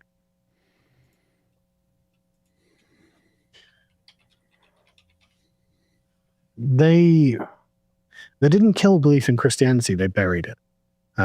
They were essentially kicking an open door. You guys get that? Kicking an open door? What's he mean? They didn't kill belief in Christianity. They buried it. So the killing was already done. So in other words, other people just culturally, especially in the UK, people stopped taking Christianity seriously. Tons of people did. And the new atheists just came along and kind of took advantage of the situation. That's what it sounds like he's saying. That they're kicking an open door. The door's already open there. It's already been done. It's already been done. And they're like, oh, we will stop Christianity when it was kind of already done. It was an unusually long break that he just took there when he was asked the question. Why can't you let the man think about how to state whatever he's trying to say? We don't do thinking. I mean, you remember when I ordered the McMutta. When I ordered the McMutta at McDonald's, the dude paused for like 30 seconds. That's true. He's trying to get the right response. What's the problem? The awkward silence there. Yeah, it was. I thought about just leaving it as this awkward silence, but I put something on the screen because it's like 30 seconds to pause. And it's funny when I'm sitting there because I'm like, should I say something? Should I clarify? It's like, no, I'm just going to sit here until he says something. So I just sit there. Classic. The civilization had long become secular, and since the boomers, really, the boomers were genuinely quite a secular generation. And just found themselves choosing not to believe for whatever reason. And so by the sort of late 90s, early 2000s, when you had Hitchens and Dawkins and Sam Harris and Dennett having arguments with the religious right, they had a kind of rootedness that the religious right didn't have in the popular culture. And so they could draw upon a set of everyone knows this sort of assumptions. And so, and even now though, I look back and I think, God, their arguments are terrible. Absolutely. I mean, I saw a clip of Sam Harris just from about a year or two ago saying, well, I look up into the heavens and I don't see God, so where is he? And it's like, Sam, after all of this time, how have you not realized that the concept of God is outside of the material universe? Like, I'm an atheist, but your argument is just bad, right? And you fail to understand. But how did the religion? That's funny because you had the same reaction among like actual atheist and agnostic philosophers who were saying back then, like, guys, these are the stupidest the arguments of the new atheists, the champions of the new atheism are the stupidest arguments we've ever seen. It's embarrassing how stupid they are. And yet at the popular level, people were eating them up. Michael Ruse said, and that is an extreme, that I think he died. Michael Ruse die? Hang on 1 second. I'm friends with the last graduate student he ever took. You don't even know if your friend died or not. Michael Ruse, not my friend. Oh yeah. He died last year. He died November of last year. Hey, is your friend dead? I don't know. But insanely intelligent dude, Michael Ruse. It's funny. My friend said that in his classes, Michael Ruse was I forget if he called himself an atheist or an agnostic, but my friend said that he would teach his classes and he would tell the students, he said, hey, a lot of you are atheists and you look back and you think that you're so much smarter than people in the past. And you would look back at people like Augustine and Thomas Aquinas and think, look at these idiots. They believed all this stuff. He goes, none of you is even close. You're not in the same realm with these guys intellectually. These guys would run circles around any of you in a heartbeat. You have no idea how smart these guys were. So anyway, it was actually cool that this was coming from an atheist. But anyway, he said that reading The God Delusion by Richard Dawkins made him embarrassed to be an atheist because of how terrible the arguments were. But it's all the same thing. It's like even like very well educated atheists can see how stupid these arguments are. And yet at the popular level, you'll have all these atheists running around claiming these things, and they think that they're the smart ones when they're believing some of the dumbest arguments ever offered by anyone in the history of forever. It's amazing stuff. And here, it's why it's interesting. Carl Benjamin, he's like, I'm looking at your argument. Your argument is stupid. Like, anyway, fun times. Glad we're getting past the new atheism. Just right at the time, let him get away with these arguments. Well, I think there were some people trying not to let him get away with it. Wait, hang on. Someone's saying, why isn't someone shut down? Any of your mods here, can you shut this spammer atheist Jake Green? Who's Jake Green? I don't even know what he said. But he's annoying everyone. Shut him down right now. Huh? I'm gonna shut him down right now. Oh, he's just spamming theists on their fantasy. Oh yeah. Is he the guy that left a super chat with a super chat? Can you imagine being a corny, cringe online atheist, who still refers to people as theist? Oh, theist, theist. But it's funny because we're sitting here talking about how stupid these guys are. Keep in mind, I'm not talking about atheists. There are atheists who are complete geniuses. There are very, very smart atheists. I'm talking about the online guys who bought into the idea that, as long as I go around saying Sky Daddy, then me part of the smart group. Okay, if you fell for that, you're a moron. You're a complete, utter, total moron. And you've got these guys, and they're still doing it. It's like, dude, what are you typing this comment from 10 years ago when this was still a thing? Read the room, dude. Read the room. You sound like idiots. You guys sound like idiots. Anyway. Are so ignorant. Did you take care of that situation, AP? I did. That's what you get. And recognize atheists and their delusions. Thank you, Mixer. Recognize the power of the moderator. Recognize the power of the moderator. But sometimes it's the person with the loudest megaphone that you tend to... Just as an atheist, I'm kind of embarrassed by it. I want to bring in Bethel in a moment as my resident Christian. To AP, you like chess. Why don't you play Bethel and see what happens to you? Okay. I bet she will absolutely destroy and humiliate you. Sending you back, you'll be like, I'm going back to Turkey because she just destroyed me in chess. Right. have a little bit of an engagement on these issues. But I do. If I recall correctly, she's one of the people who can play you without a chessboard in front of her. You hear me? That's fine. Yeah. She doesn't need to see the board. You can just call out your moves to her. You can say, King's Pawn to blah, blah, blah, blah, blah. And she can just visualize everything in her head and play you just in her head. It's weird. Before we do get to that, Carl, even though you are still an atheist, I sense that you've undergone a sort of conversion to arguably the value of Christian faith we hear at ARC, which is very much based around this idea of rediscovering the Christian foundations of the West and so on. And perhaps the figure most influential in that has been someone like Jordan Peterson in your experience. So I'd just be interested in hearing what that journey has been for you, even though you don't accept the supernatural claims, where you've landed regarding religion. I'm not. I suppose I would put myself in the agnostic camp at this point rather than a hard atheist, because there are arguments.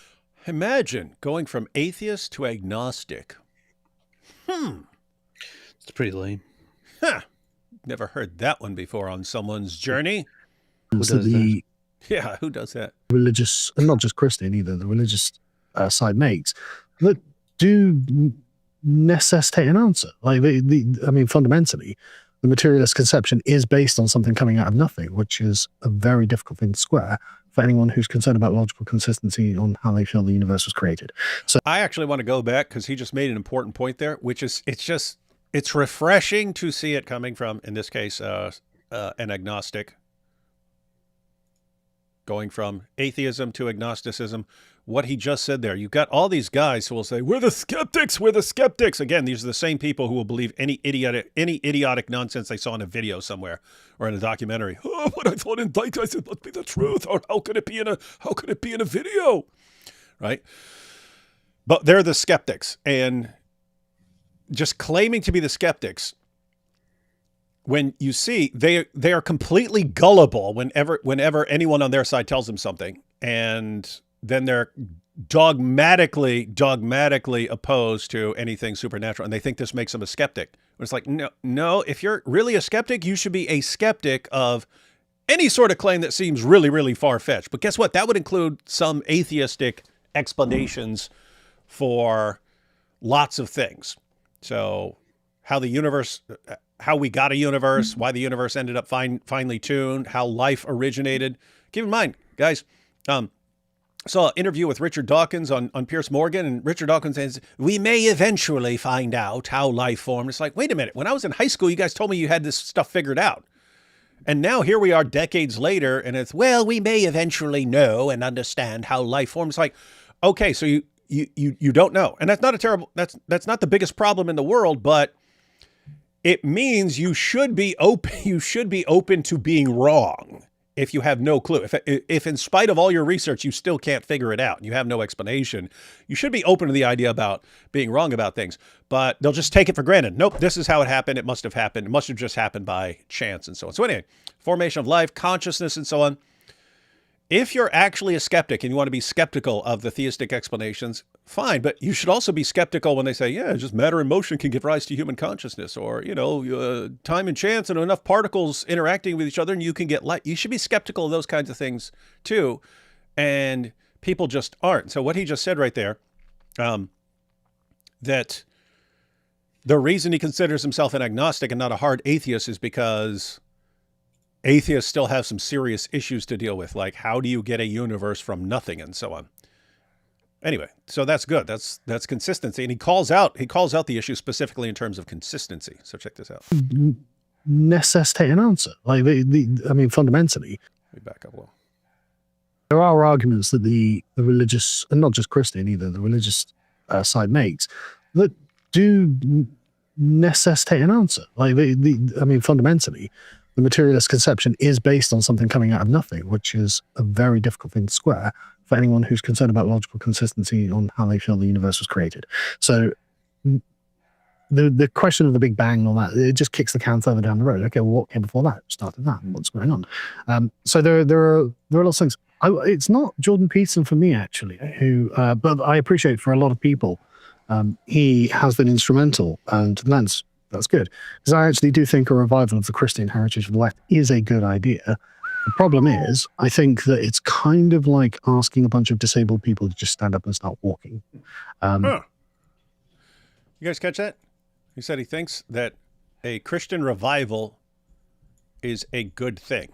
And he said, but it's kind of like telling a bunch of people who've never walked or disabled to get up and walk. It's like how do you jumpstart your brain into thinking in Christian terms after you've spent your entire life not thinking that way or thinking that way is stupid?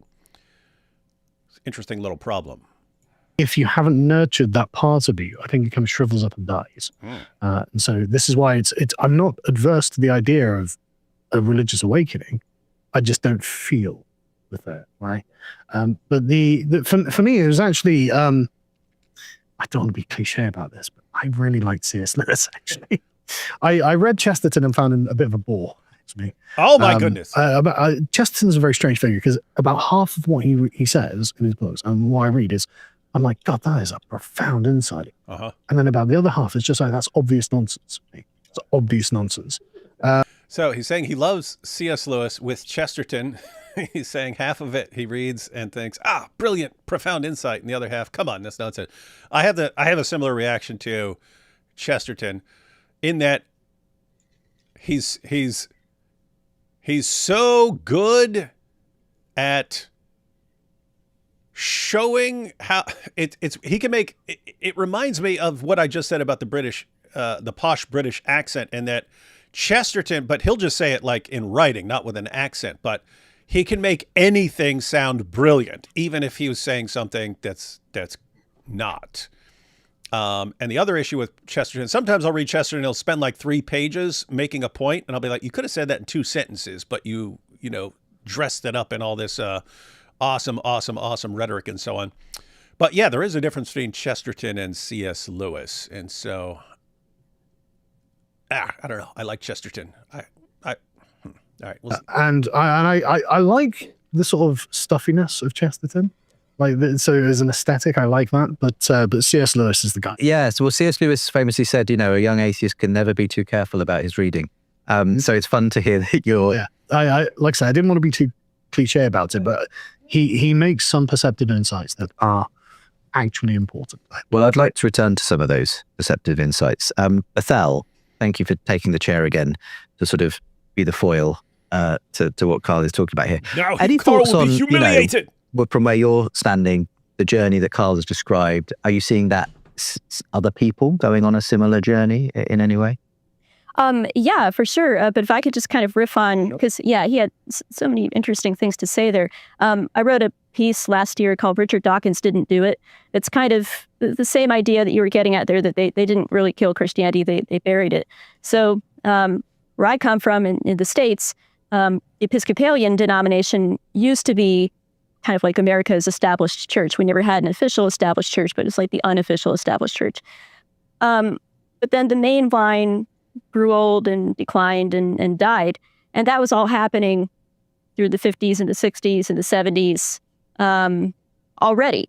And so that's, I think, what Carl is getting at, the kicking an open door. That's what happened in the United States as well. And you still, of course, did have a religious right. There was that kind of resurgence in the 80s. But I think there was just a lot of silly paranoia around this idea of, oh no, that we're going to have like a Christianism and they're going to rise up and take over. They really weren't. They were the minority. Everybody made fun of them. And so, for Hitchens and Dawkins and those guys to sort of go after the fundamentalists, it wasn't really very brave. It was like picking the already picked on kid in the class, The other thing.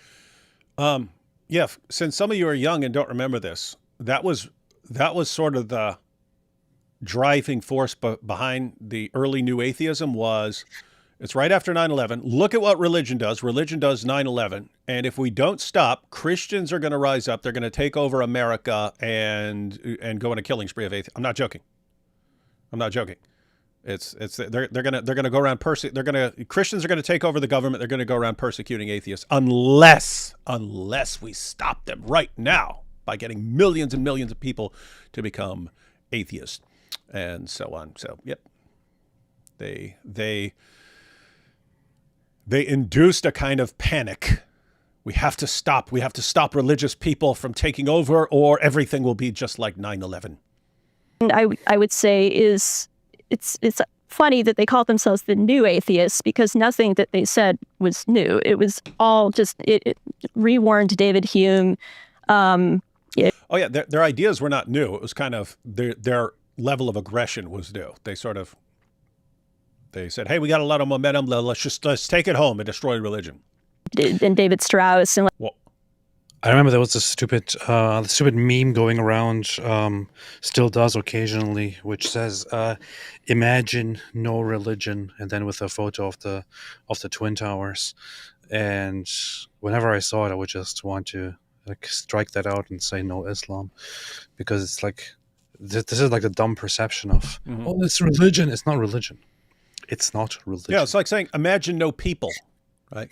Because look, but it was people who did it. So if we just got rid of people, or AP, you could put it: imagine no planes, no planes, and no one could. Or imagine no buildings. You see, then if there were no buildings, then this wouldn't have happened. Imagine no buildings. Ding ding ding ding ding ding ding.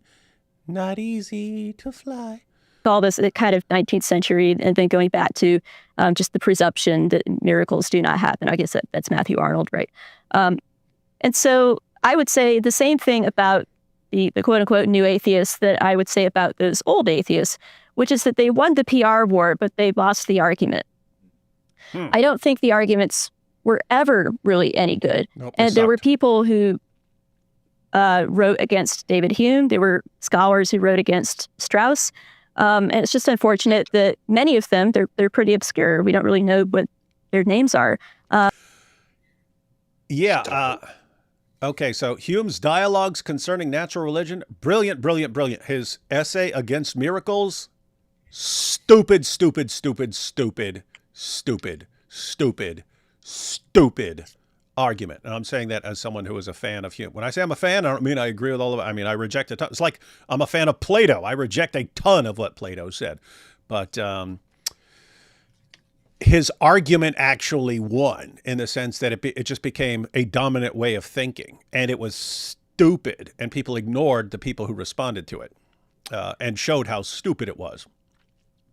A couple of people might vaguely know who William Paley is because of the watch thing, right? But by and large, we've sort of forgotten who those people are.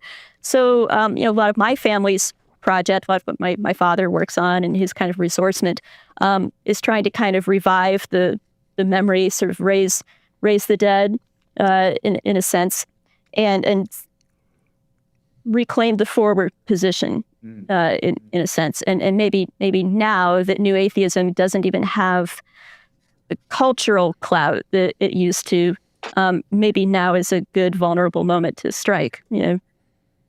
I suppose one of the things that's become clear to me is that they're just the story that the new atheists told just didn't have the power to actually move people, and it didn't tell a story. There was a kind of a non-story at one level. The story was there is no story. People couldn't live with that. So yeah, and so you have people like Ayaan Hirsi Ali going on this journey, to Christian faith and so on. I guess, I'm kind of, you're obviously, you can see the value, you can see sort of, but you're not convinced at a personal level, obviously, by this stuff. It's not about rational argumentation. That's the thing. That sounds like you, AP. Said it's not about rational argumentation. Let me back up a few seconds. Kind of, you're obviously, you can see the value, you can see sort of, but you're not convinced at a personal level, obviously, by this stuff. It's not about rational argumentation. That's the thing. It's about the feeling of spirit inside you. Okay.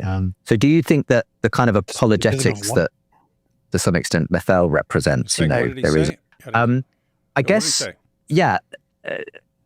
I'm kind of, You're obviously, you can spirit see of the it. value, you can see sort of, but you're not convinced at a personal level, obviously, by this stuff. It's not about rational argumentation. That's the thing.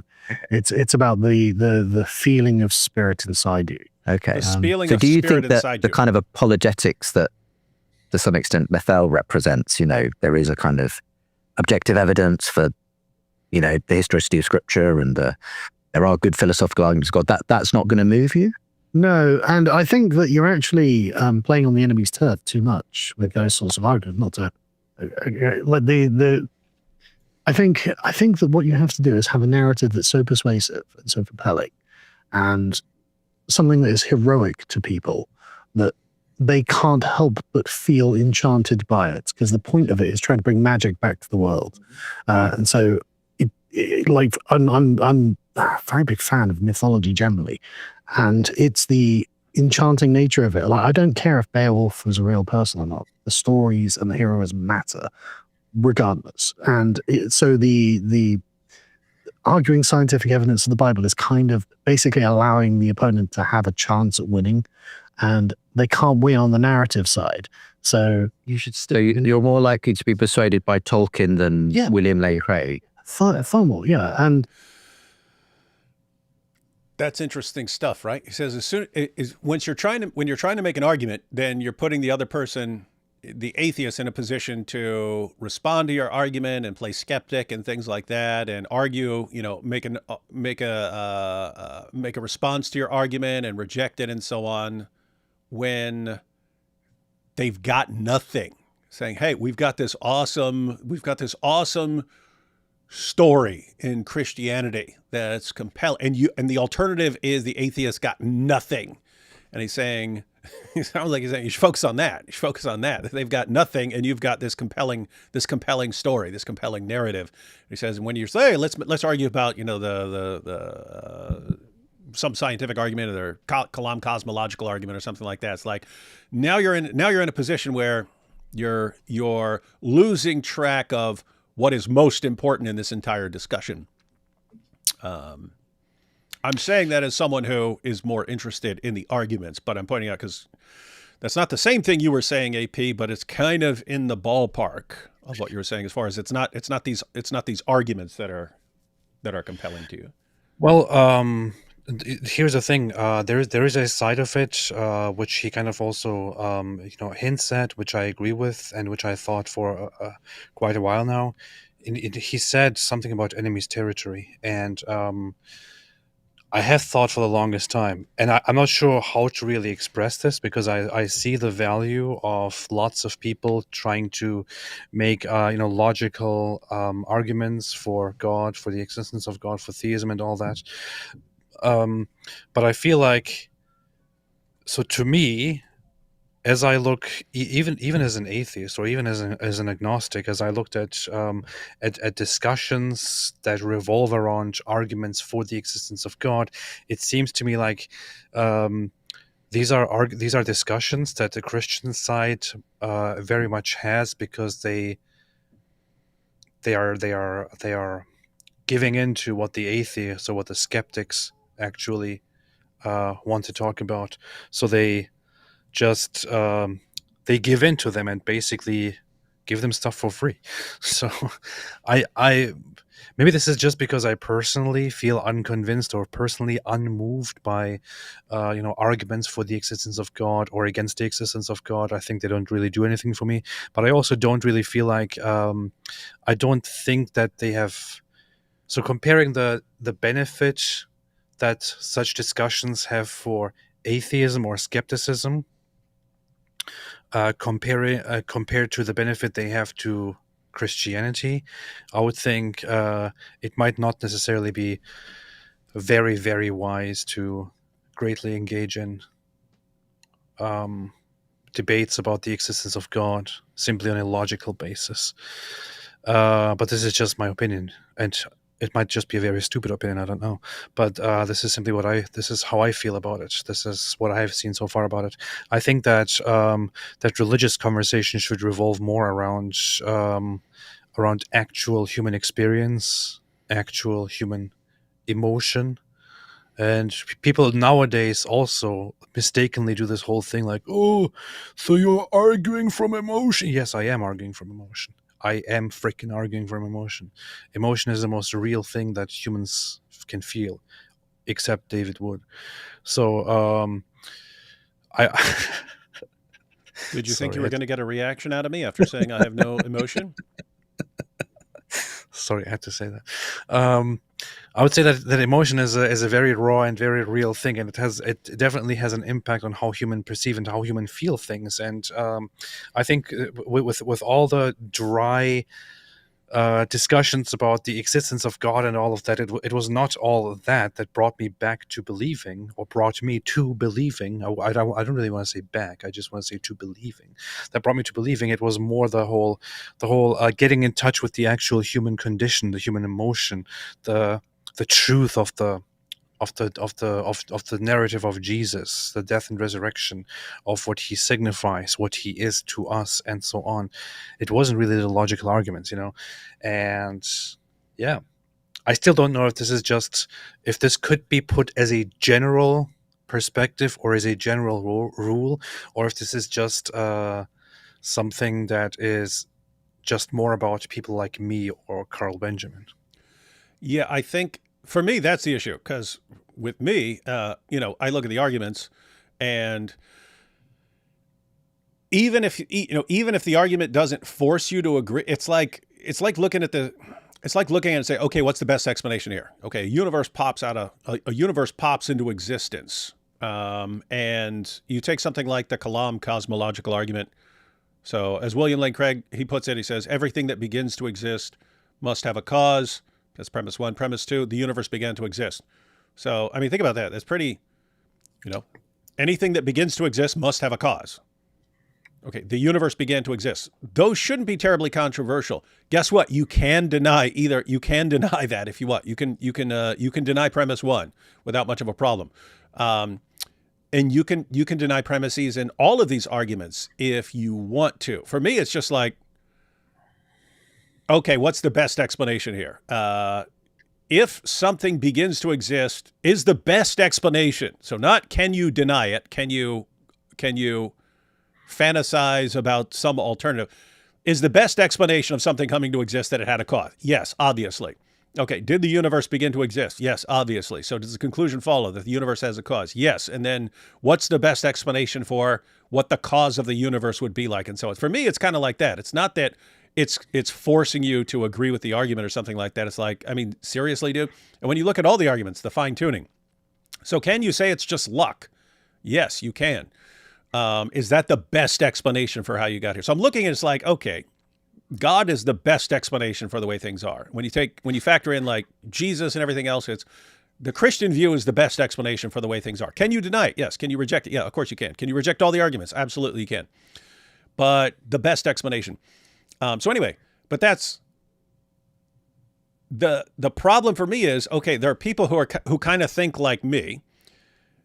And the mistake is when you're talking to someone who isn't primarily concerned about the arguments at all, and then you say, I'm going to give you all these arguments. Like, it wouldn't even have to be someone who's thinking like AP and Carl Benjamin here. It could be someone who they had a really bad experience. Let's suppose someone was like abused in church when they were growing up, and then they become an atheist. You say, let me give you all these arguments. Well, that's not the issue for them, right? They were hurt. They were psychologically hurt and traumatized in church, and that gave them a massively negative view. And you're sitting here, but look at I've got the Kalam cosmological argument. Okay, you're not dealing with the person's issue. So we're talking about human beings here, and human beings can have a bunch of different reasons and a bunch of different ways of thinking. And the mistake is, here's how I think, therefore you must think like this as well. And this is what is compelling to me, therefore this is what must be compelling to you. We talked about this recently in the terms of, even for people who are persuaded by the arguments, you'll have people who are persuaded by completely different arguments. Like you'll have people who are persuaded by arguments for a belief in God, but they think the design argument is stupid. Or people who think the design argument is an awesome argument who think that other arguments are stupid, and so on. So people are just different. People are just different. So you kind of have to figure out where people are at and deal with them there. But yeah, something that is I think what Carl and AP are talking about here is frequently overlooked in apologetics, because people in apologetics are usually just focusing on arguments and so on. And also, it just seems to me a more sensible strategic position, because they've got nothing when it comes to the narrative. Let's talk about atheists having nothing. I'm a big fan of C.S. Lewis as well. And I think the brilliance of Lewis was he actually integrated those things together, because he was a very clear thinker, very rationally minded, very analytical in some ways, but also an excellent storyteller and somebody who deeply understood myth and narrative and the need for a compelling heroic story. And I think Christianity offers the best of all worlds in that sense, because it is the greatest story ever told. It is the greatest of all heroes' journeys. Now, what somebody like Peterson is sort of trying to do is kind of see Jesus as, well, he's the ultimate hero, is the archetypal perfect man. There's only so far that you can really go with that, because Jesus has to be unique. But I mean, I find if you go back to the Gospels, it is an extraordinary, compelling narrative. I mean, just like go through them, just read them and feel the pathos of it. Just the moments between Jesus and his disciples, and then Jesus, the agony in the garden, the agony of the cross, and then the eucatastrophe, to use a great Tolkien word, the eucatastrophe of the resurrection, just when it's darkest. Just wanted to pause real quick, because that's kind of funny. Earlier, when they were talking about when he said they didn't kill Christianity, they buried it, and then she kind of agreed that the new atheists weren't bringing up any new ideas; they were just kind of taking the momentum that had already that had come before them. But think about, so they didn't kill Christianity. Christianity had kind of already been killed, like culturally. And then the new atheists came along and they buried it and acted like they were killing it, but they're just burying it, right? But she's talking about, the story of Jesus' death and resurrection. And the top comment over on this interview on Justin Brierley's channel, the top comment is, they didn't kill Christianity, they buried it. And you'll never believe what happened next. But that's what's kind of funny. They're talking about Christianity being killed, and yet this whole conversation about Christianity rising again, when that's like fundamental to the story, that something being dead is not the end. Anyway, I find that interesting that they're talking about the story of Christianity, the compelling story of Christianity, and yet it ties in directly to this whole we've killed Christianity, it's dead. Christianity will rise again.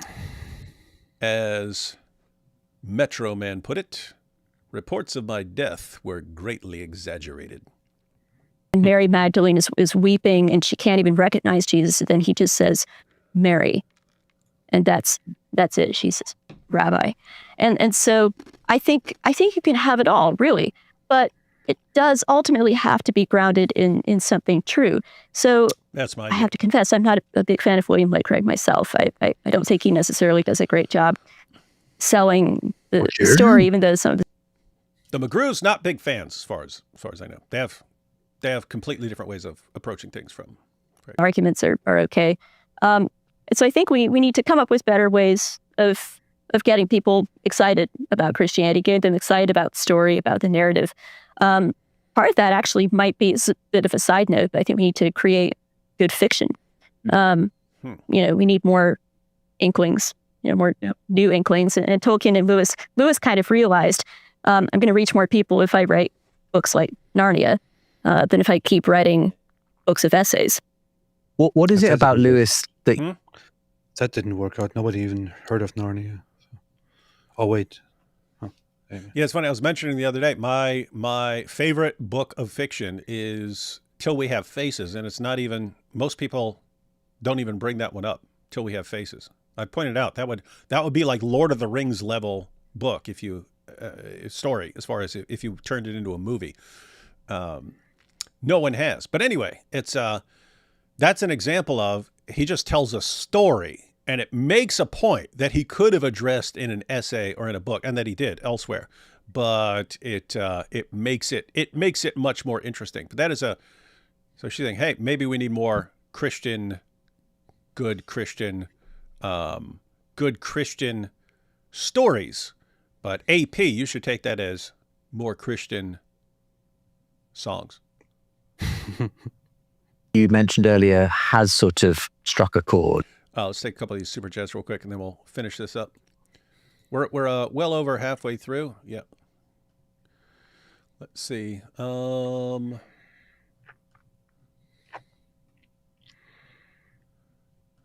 That was the last one I think I covered. Men, children are arguing over fairies. Why'd they show up? AP D-Wood, check out my interview with Dr. Golan Broshi. Do you know Golan Broshi? Nope. Me neither.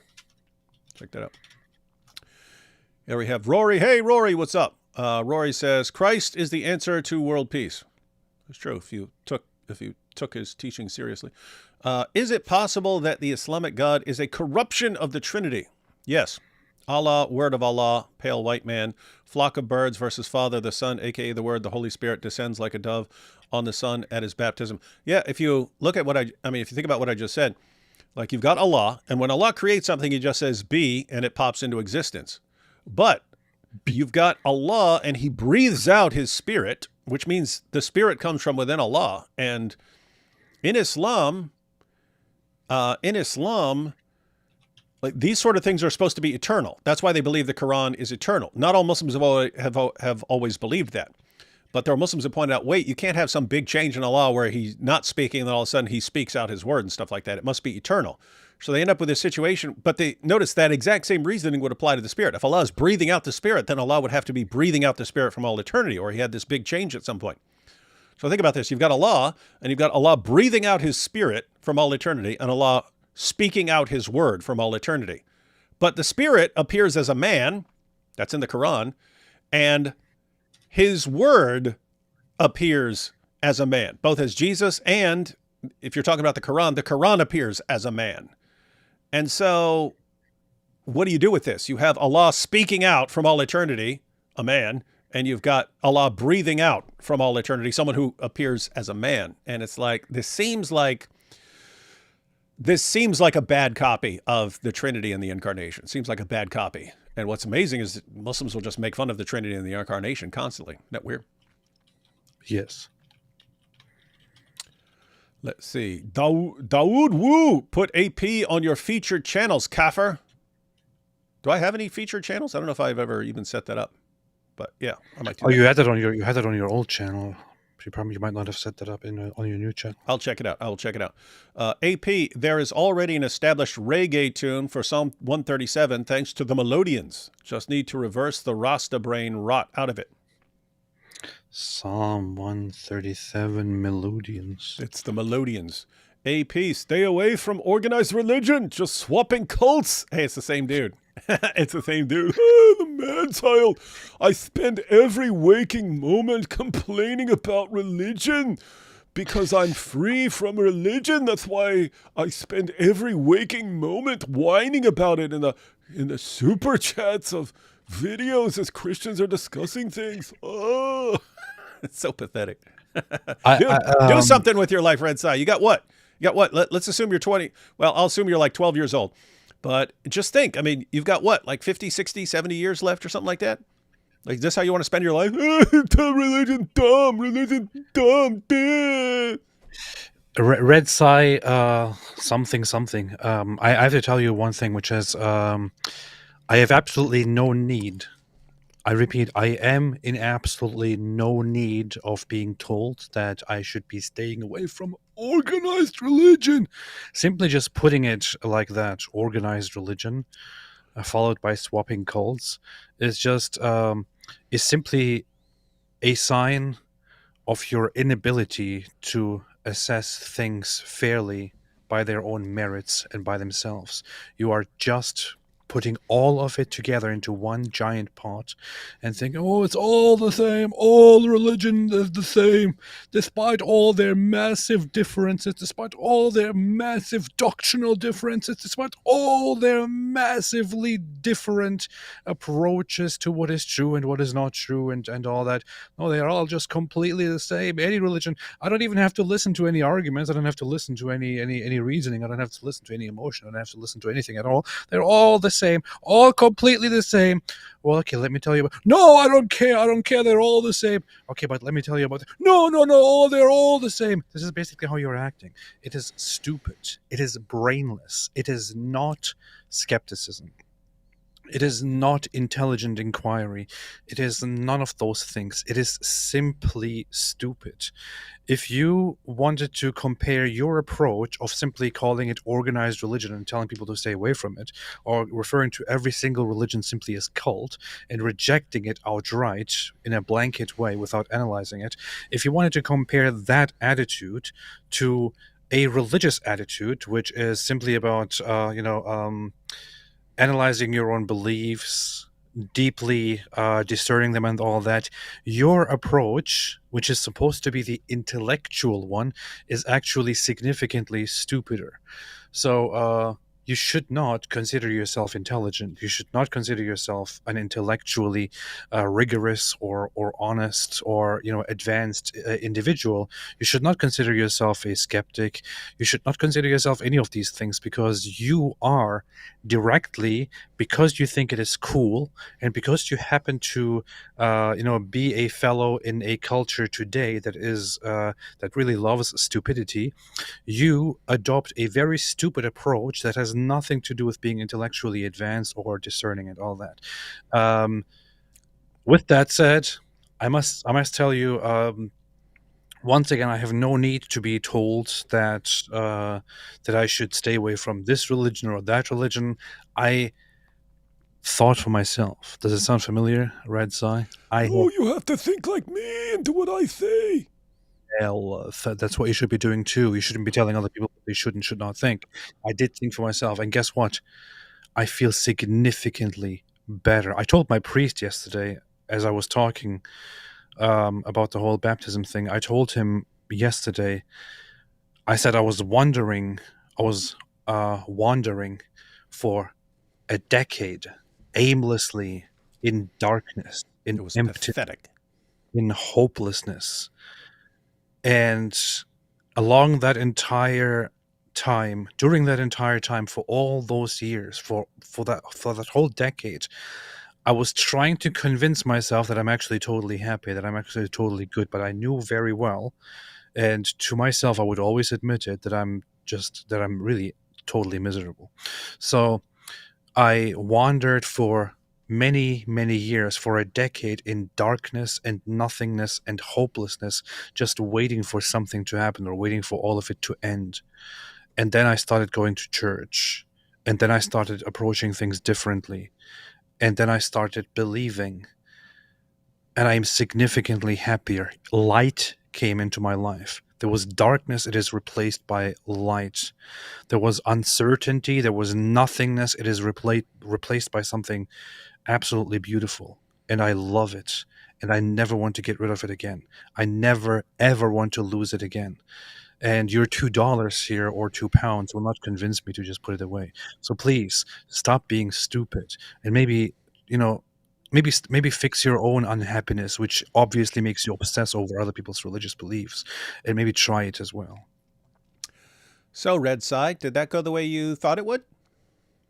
So, is that the way you thought things would go when you posted your little comment here? Well, follow-up comment? That go the way you thought? Here's what's amazing. I mean, we're sitting here talking about the foundations of the new atheism and how it was just like this. They just targeted a bunch of gullible young people and said, hey, if you just go around saying everyone believes in a sky daddy, you will be the smart group. And then they've Red Side's never grown out of that. And he's still, if I just go around saying, hey, don't follow organized religions, he's just swapping cults. Dude, when you say anything, we're thinking gullible moron who fell for a bunch of idiotic nonsense because he's gullible. And then, let's listen to him and build our lives around him. Like, what level of narcissist do you have to be to think that we would take anything you say seriously when you sound like a complete idiot? How many times did AP say stupid and stupider when referring to you? Thus the old rhyme. Thus the classic children's rhyme. I'll zoot go to Uranus to get more famous. Red Side goes to Jupiter to get more stupider. Remember that? Remember that old nursery rhyme? No, I said, because someone said I could work. Someone said I could Someone said I keep putting El Zut into. Anyway, yeah. Thanks for that enlightening comment, dude. You really blown our minds, and wow, we're gonna AP's definitely gonna change based on what you said. Off topic, but I have a theory. The sperm being produced between the backbone and ribs is describing the mutation from generations of inbreeding. That should be a Dawa argument. It's really a miracle. How could they know that generations of inbreeding would? Yeah. Want to say hi, wishing you the best on the new road to baptism, Ridvan, and David in his ventures of finding new ways to incorporate Al Zut into anything. Thank you, Kira. Yeah, actually, Kiara, I can insert Al Zut into anything, but not the way Al Zut inserted things into Muhammad. When I first started listening to you guys after October 7th and heard Ali Dawa's voice, I genuinely thought it was a masculine Muslima saying, and we're proud of that. Thank you for opening my eyes to Islam. When they heard us with the, I'm proud of that, they thought it was a girl. AP, keep speaking up. That's what he does. When has AP not spoken up? Well, like when? Wait, the account is called AP Shut Up. Oh. This is why you got to read the account names, ladies and gentlemen. So AP Shut Up. But I think that's Greta Thunberg there. Is that Greta Thunberg? Yeah. AP Shut Up says, AP, keep speaking up. Good. I will.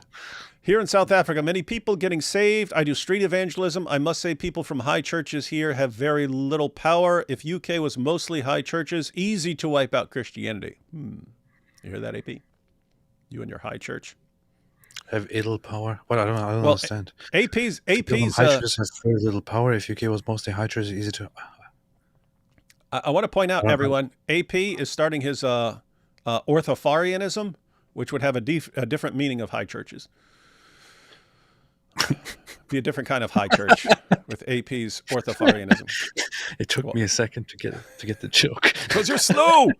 You're slow. My jokes are too highbrow for regular people to understand. They take time. They take time to get. That is good news about things changing. By the way, I'm hearing that from everywhere. I'm hearing that from almost any country I hear from. I'm hearing similar things.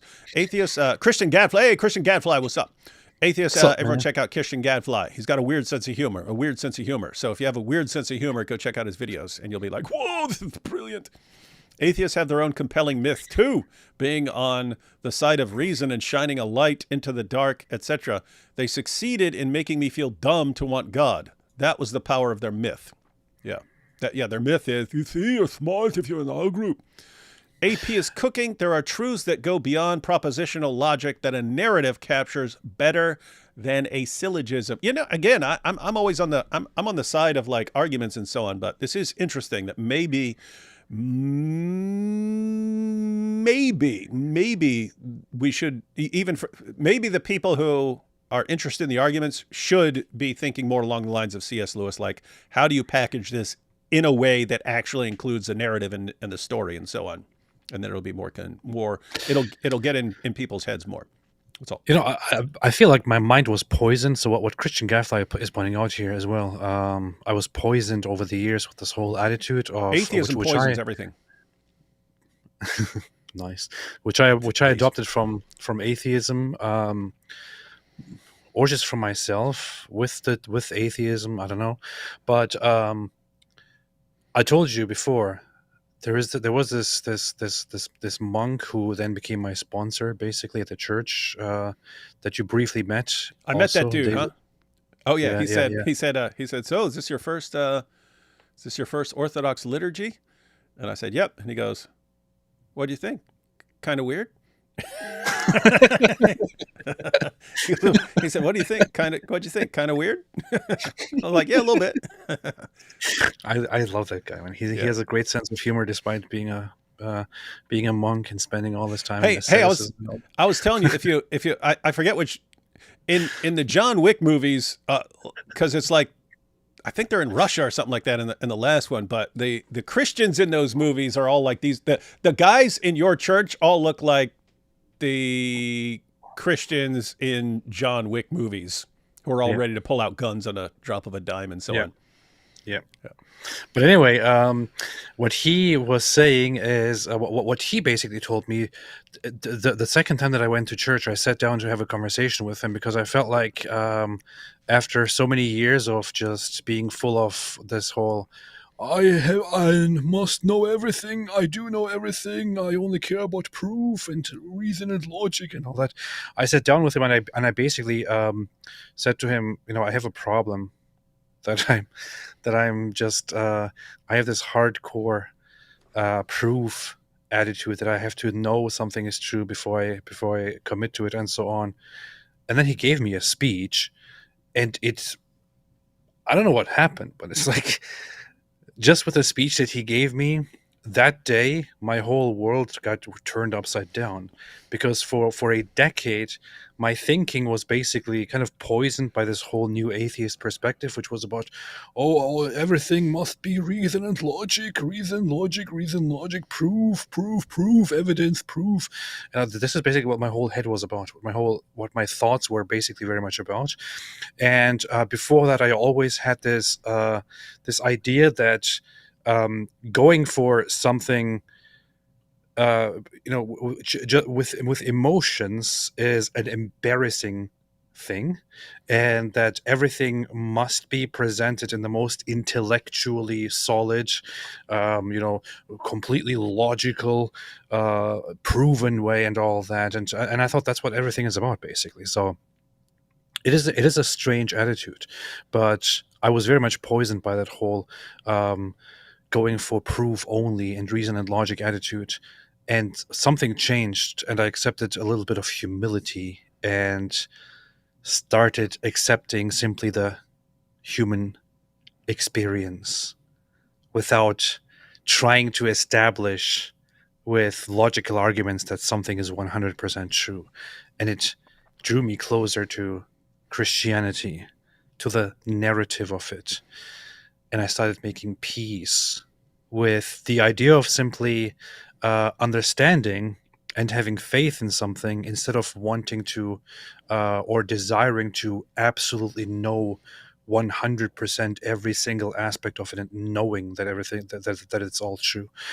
So I replaced this whole obsession, this false obsession with this pseudo-intellectual new atheism, with humility and faith, and it just brought goodness into my life. So Christian Gadfly has a point here in a very, very good way.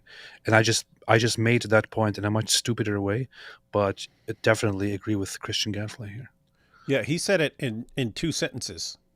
Yeah, and I said it in like 50,000 words. But I can say it in 10,000 words. See, saying it in 5,000 words is better than just saying it in 1 sentence. My husband asked, who are those 2 guys you're always lost to? What's that? Do you mean listening to? I replied, our surrogate sons, darling. That's funny. Nice. Grateful for your work, praying for all in your circle. YouTube channel Battle Ignorance defends what? Defends child marriage of may eternal torment be upon him. How do we stop it? Battle Ignorance. Defending child marriage. I mean, that's not something new. All the Dawa guys pretty much are defending child marriage right now. Just fortunately, there's a good time for exposing them. What in the heck?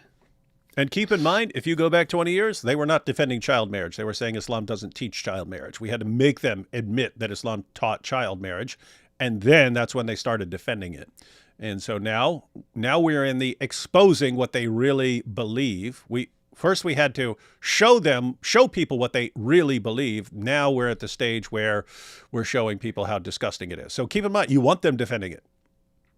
I mean, you don't want them to be successful in defending it, but you want them to defend it so that people see what their religion actually teaches. I find it good. I mean, it's good that a channel has a huge video that is just about why it is Islamically okay to marry a 9-year-old. Please continue. Make more videos like that. I love it. Yeah, make many powerful videos so we can expose you. But not in the way that Al-Zut exposed Muhammad. Jason says, Till We Have Faces is one of the best books I've ever read. Yep. Good book. Good stuff. Ferris with the super sticker. Thank you. D. Wood, I read The Man Who Was Thursday by G.K. Chesterton. It's a great polemic against anarchism, and I'm now reading Till We Have Faces by C.S. Lewis. Oh, sup, AP. Yeah, that's funny. The Man Who Was Thursday, I don't remember. Here's what I remember most about The Man Who Was Thursday. You've got all these different characters. All the characters talk exactly like G.K. Chesterton. They all speak in this like extremely witty way. And it's funny because like when I'm reading his fiction stories and all the characters talk like G.K. Chesterton, it's funny because there's no one who talks like G.K. Chesterton except G.K. Chesterton, and yet all of his characters in his stories talk exactly like G.K. Chesterton. It's kind of funny, but it's funny when they start when they're talking amongst themselves and they all speak like G.K. Chesterton.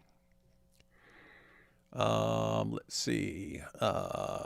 We have from FBI's Most Wanted Grape Dangler. Is your name written in the Lamb's Book of Life, AP?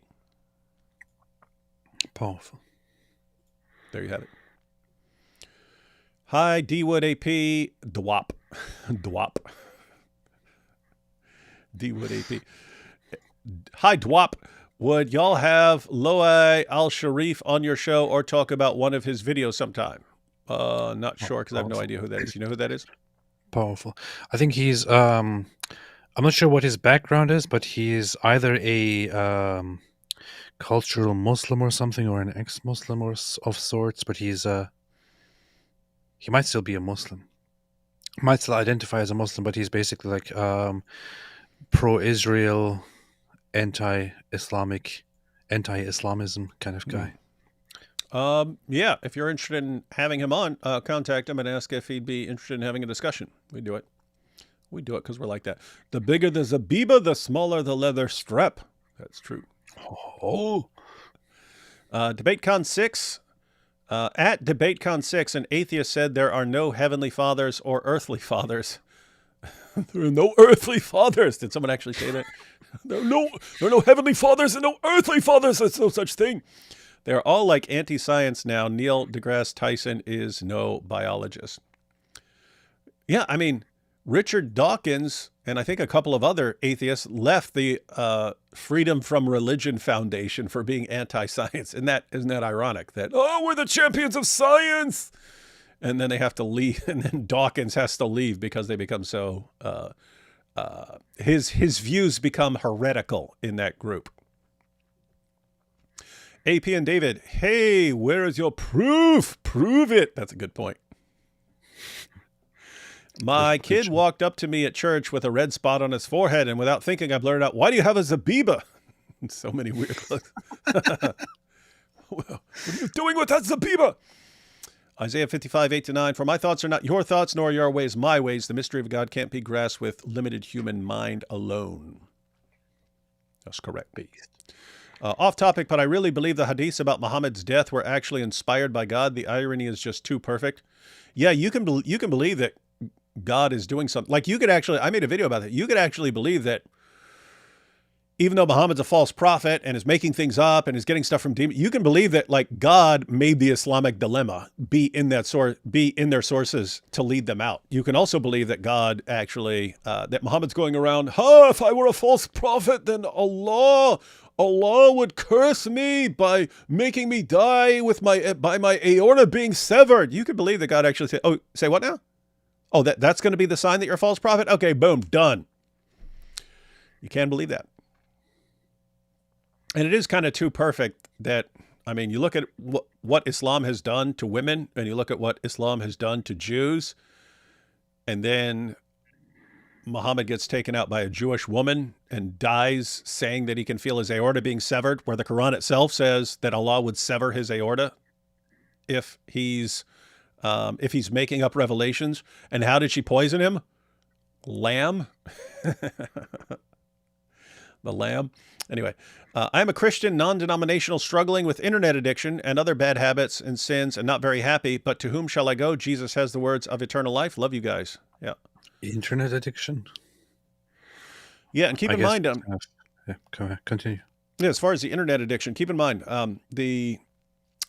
when Jesus said, if your eye causes you to sin, gouge it out, he wasn't talking about actually dismembering yourself. Because guess what? If you have a problem with lust. Gouging out your eye doesn't solve that problem. Pretty much everyone thinks that he's talking about, hey, you just need to take extreme measures sometimes. So if you're having struggling with like internet addiction or something like that, just shut it down and smash your computer to pieces if you need to. But yep, deal with it. Dan Klaus says, is there such a thing as a worldview game in philosophy, a series of binary questions that land you at one of the many worldviews with ways to assess its validity, defeaters, non-contradiction? Not that I'm aware of, Dan, because philosophy is not a game. It's serious. But something tells me, Dan, that you've probably got that, right? And you're wondering if someone has come up with it before. As a young Christian man, can you recommend any books to read for self-improvement? Yeah, the Gospels. You kind of have to figure out. Kind of have to figure out what you mean, like improving in what way. I will say something that is massively neglected is like the power of habits, developing habits and so on, because people fall into bad habits without understanding how habits work and so on. There's a book called Atomic Habits. Start with that. That will help with everything. In fact, it should be a normal part of education, teaching people how habits work. I'm not talking about bad habits. I'm talking about any habits and so on, how there's a trigger for the behavior and so on. And this becomes ingrained in you until it becomes automatic and so on. Start with that. Hey, David, been a fan since I read Nabil's book, Seeking Allah, Finding Jesus. God bless you for helping him and AP find the truth. That's cool. Good book. French atheists be like, where is the proof? Yeah, that is true. Hi, AP. Thanks for watching my video on Weekend Pierce cuts Natasha 60 times. Funny thing. Oh, that was, looks like that was Elon's video. Oh, nice. Funny thing. I sent you DM Twitter before uploading. Wanted it on your profile, not mine. Probably got to the spam. Oh, so this person sent it to you. Sent it to you and wanted it to be on your profile, and then you screwed it up. I actually saw that, but then I just decided to just repost it from you. I saw it afterwards, so thank you. Appreciate that. Now you know. Appreciate that. AP, what a wonderful witness you just gave, brother. May God bless you and keep you, and may he shine his face upon you. Peace and love always to you and your family. From Michelle Marie. Thank you, Michelle. Thank you so much. God bless you. Carl Benjamin believes that his heart cannot open toward Jesus because he has no spirit, but he is wrong. When he opens his heart to Jesus, he will receive the Spirit. Interesting. Yeah, it is. And we got 2 more super chats here, and I do want to get back to this. I want to hear where they go with this. Imagine a new culinary scandal. Instead of pineapple, add al-zut on a pizza. No, please don't. AP, you experience something called discernment. For example, never asking a question out loud, but suddenly getting an answer. Nice. And Right Pro says, my name is Al-Zutio. I have TP for your bundle. So he's going with, instead of Cornholio, it's Al-Zutio. That's good. All right, let's catch the rest of this video here. The way that Lewis thinks about the problems that he's tackling is a lot richer than most people, actually. It's a lot of people find themselves, I have my way of approaching this, and I'm going to follow that through to its logical conclusion, which is perfectly normal and perfectly fine. But Lewis thinks a level or two below that, and then comes to a richer and deeper conclusion at the end of it. Like the abolition of man is just such a good example of this, where Gaius and Titus why wouldn't they do the things that they're doing? Because they're not being critical of the very paradigm itself. And Lewis is getting beneath that and saying, well, look, this is where we end up if we treat man as just a fungible piece of meat that's floating on a rock in space. And he's right about that. He's fundamentally right. And it's not something that's self-evident. And that's one of the things I like about Lewis. I suppose this does edge us towards apologetics, argument territory, because, one of the fundamental issues that I've often been in the middle of between atheists and Christians is, well, how do we ground the concept of human value, and that there is a kind of intrinsic wholeness to being a human that we can't just be described in purely material terms. And it does potentially lead to those kinds of transhumanist sort of outcomes that he was describing in The Abolition of Man. That's why. Yeah, it does. And that's why it's interesting, this, the narrative and so on, and then presuppositions, but then arguments and making sure that positions are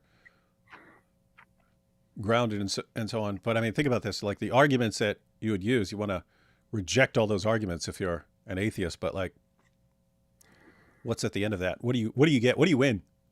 What do you win if you reject the argument? Ha ha, I won.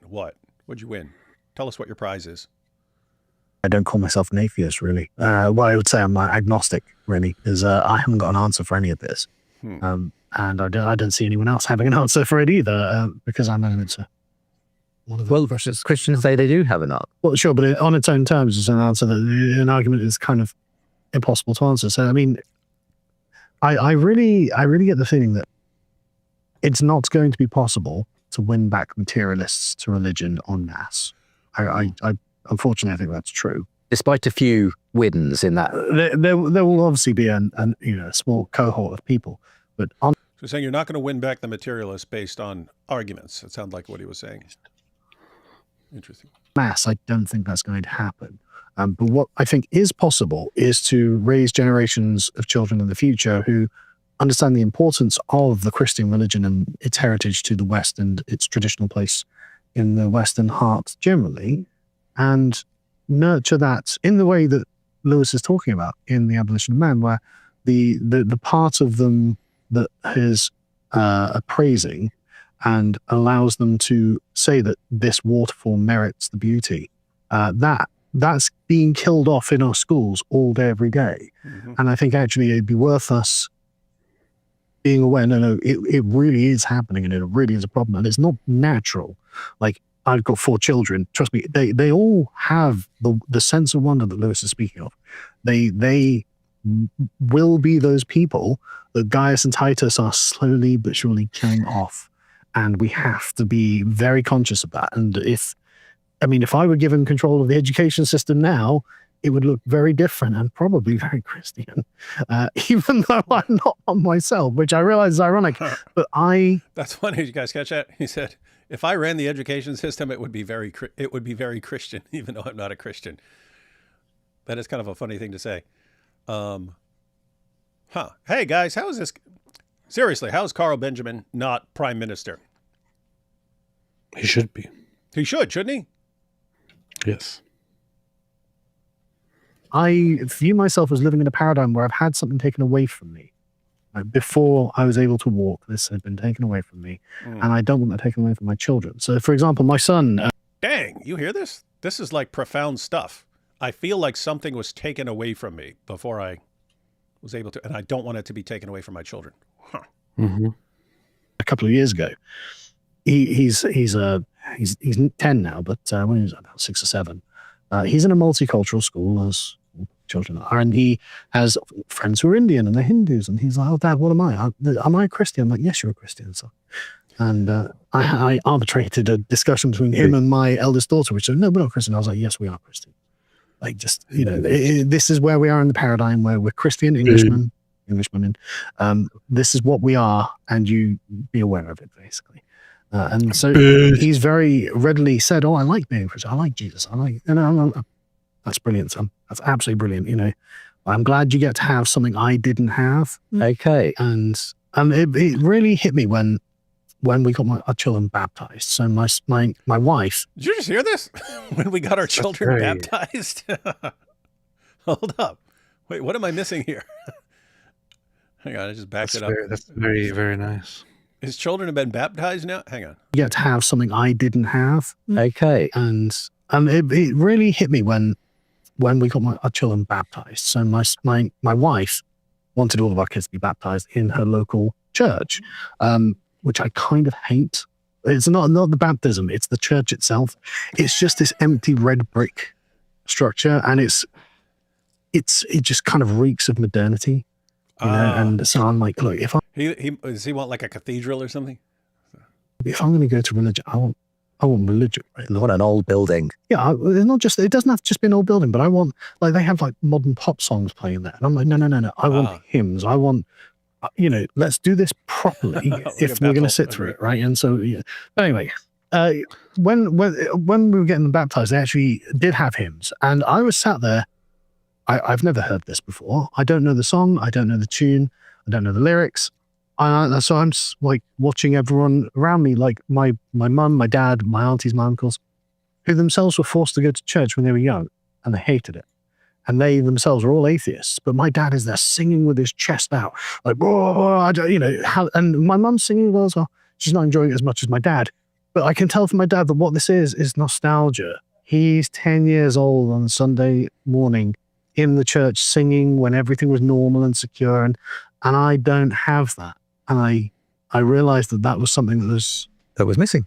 Yeah. And so I have to say, this is like interesting stuff. like there's something missing from your life without this. And here's my dad, and he didn't really believe, but here he is. It's a part of him, but it wasn't a part of me. And I want it to be. I want my kids to have this. When my chums say I'm interested in religion, that's great. Any thoughts on any of what Carl has shared there, Becca? Well, I think that's beautiful. I think that's great that you're not hindering them. You're just allowing them to explore and to feel free to reclaim their heritage in that sense. So I was thinking a little bit earlier, one of my favorite quotes, which I got via Lewis from God in the Dock, I think, from the essayist statesman A.J. Balfour, which is that in order for a creed to be truly consistent, there has to be a consonance between the accepted theory of origins and the accepted value of results. So what you have is something... Theory of origins and value of results. Valuable.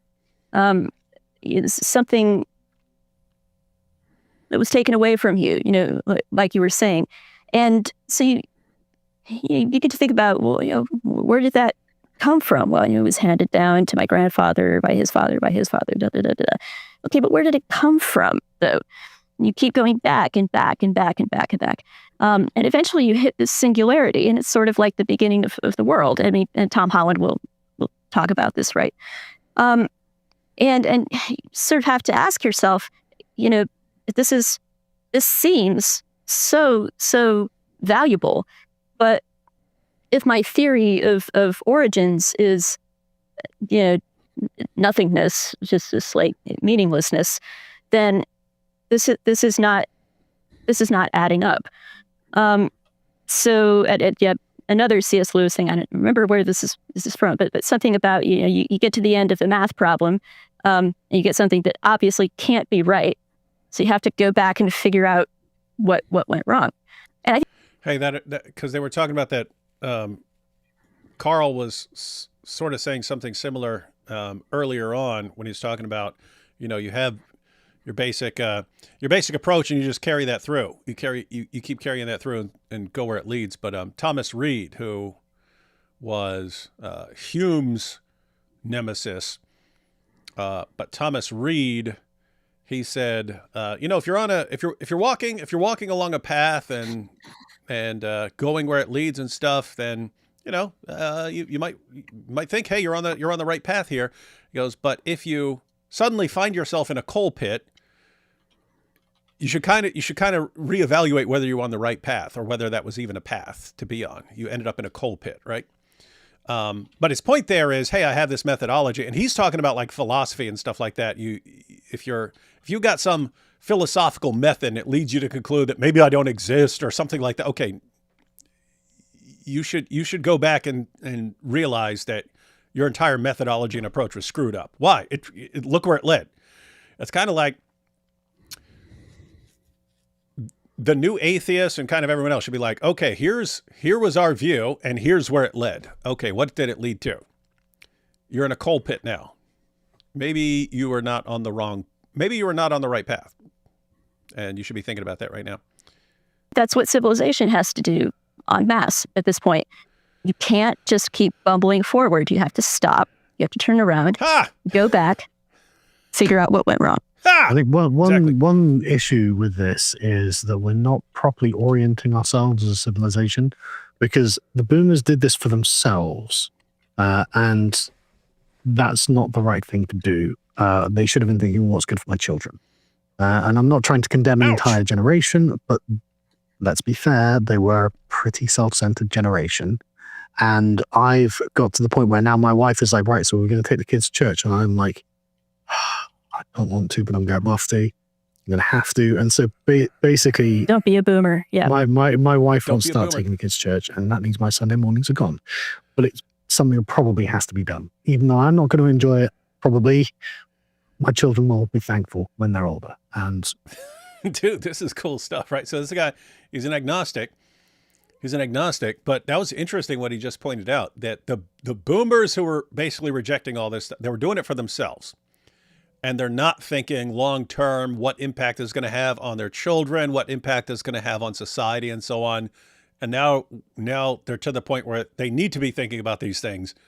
And what's the result for him? It's, okay, even though I don't even believe this, I'm going to church. I'm going to church, and I'm taking my family to church, and I'm sitting there singing hymns and sitting through the sermon with my kids, because this is something that they need.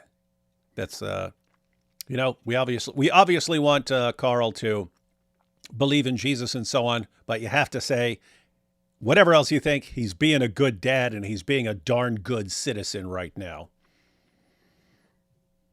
as my parents, and I don't blame my parents either. It's not their fault. It was part of the zeitgeist of the times, right? They didn't know what they had. They didn't know what they were assuming would always be with them. And they didn't know what the consequences would be 50 years later. It's not their fault. And it's not worth pointing fingers and placing blame. But this is the consequence of that breakage of the tradition of the religious heritage of the West. And there's only one way to put it back together. It's such a fascinating thing It just to is. hear you talk in these terms about being this sort of It's extremely reluctantly being fascinating. dragged into church because it's good for the kids. But it's fun, and it's a very different conversation to the one you and I probably would have had even 10 years ago, maybe. Oh, undoubtedly. And all I can say is, well, obviously, I know you'll be open to potentially learning something by going on to church, but if it is a very boring sermon, bring along your copy of C.S. Lewis and just have it on. That's not a bad idea. That's not a bad idea. You can never go too wrong. I tell you what. Did he just tell him, hey, if you're worried about church being boring, bring a C.S. Lewis book? Is that what he just said? Because I was reading a comment. That's kind of funny then. Yeah. And that's another thing about C.S. Lewis. You just don't get the chest. He's rereadable. Oh, yeah.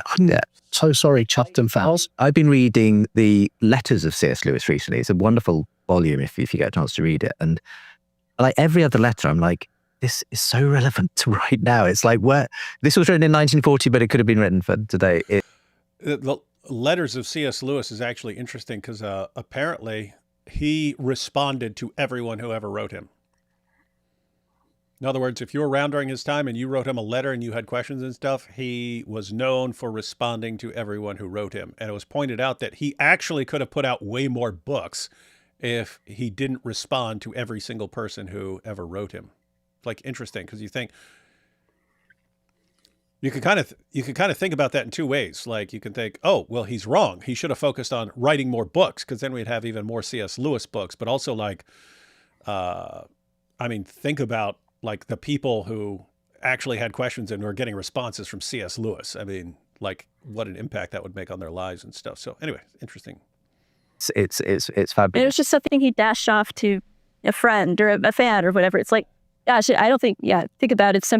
Our emails wouldn't be worth collecting between covers someday, right? But because he was Lewis, his letters are. I saw you kind of nodding as well in agreement to sort of the fact that Carl prefers the older forms. Oh, amen. Gosh, I can't. I mean, they're people I dearly love, and I don't want to, denigrate them or their taste in any way, but I am going to kind of denigrate their taste a little bit because it is. I grew up with a couple of different old hymnals, but all old and all just like the good old hymns, and it's really sad because there is a gradually, sort of falling away of knowledge of older kinds of music. Or well, here's what I find interesting. It's like it's similar to when like people get used to like let's say like the King James Bible, and that's what the Bible's supposed to sound like, even though it's written in Koine Greek, which is like the common language of the time. But here's the thing: those hymns, those old hymns from a couple centuries ago, that you're like, that's what hymns are supposed to sound like. Some of those were new sounding at the time, right? Like those would have been non-traditional at the time. It would have been new. I think there were even situations where there were hymns that were like drinking songs, like songs that people would sing in a bar or a tavern or something like that. And then they would like rewrite them as hymns that are glorifying God and so on. So anyway, point here is don't be hating on new music when some of these hymns were written at a time when they were new music. And it would have been like, this is so weird. You're supposed to be singing in Latin. How dare you sing this in German? But it is kind of cringe if like I mean, it's one thing if you look at a church service and it's like stuff being sung in English and modern English and all that, but then it's another thing if you look at a church service and then it's just like like a rock concert. We love Jesus, we love Jesus, we love Jesus. You heard it here, folks. AP has a problem with Christians singing about loving Jesus. We should all be sitting around going,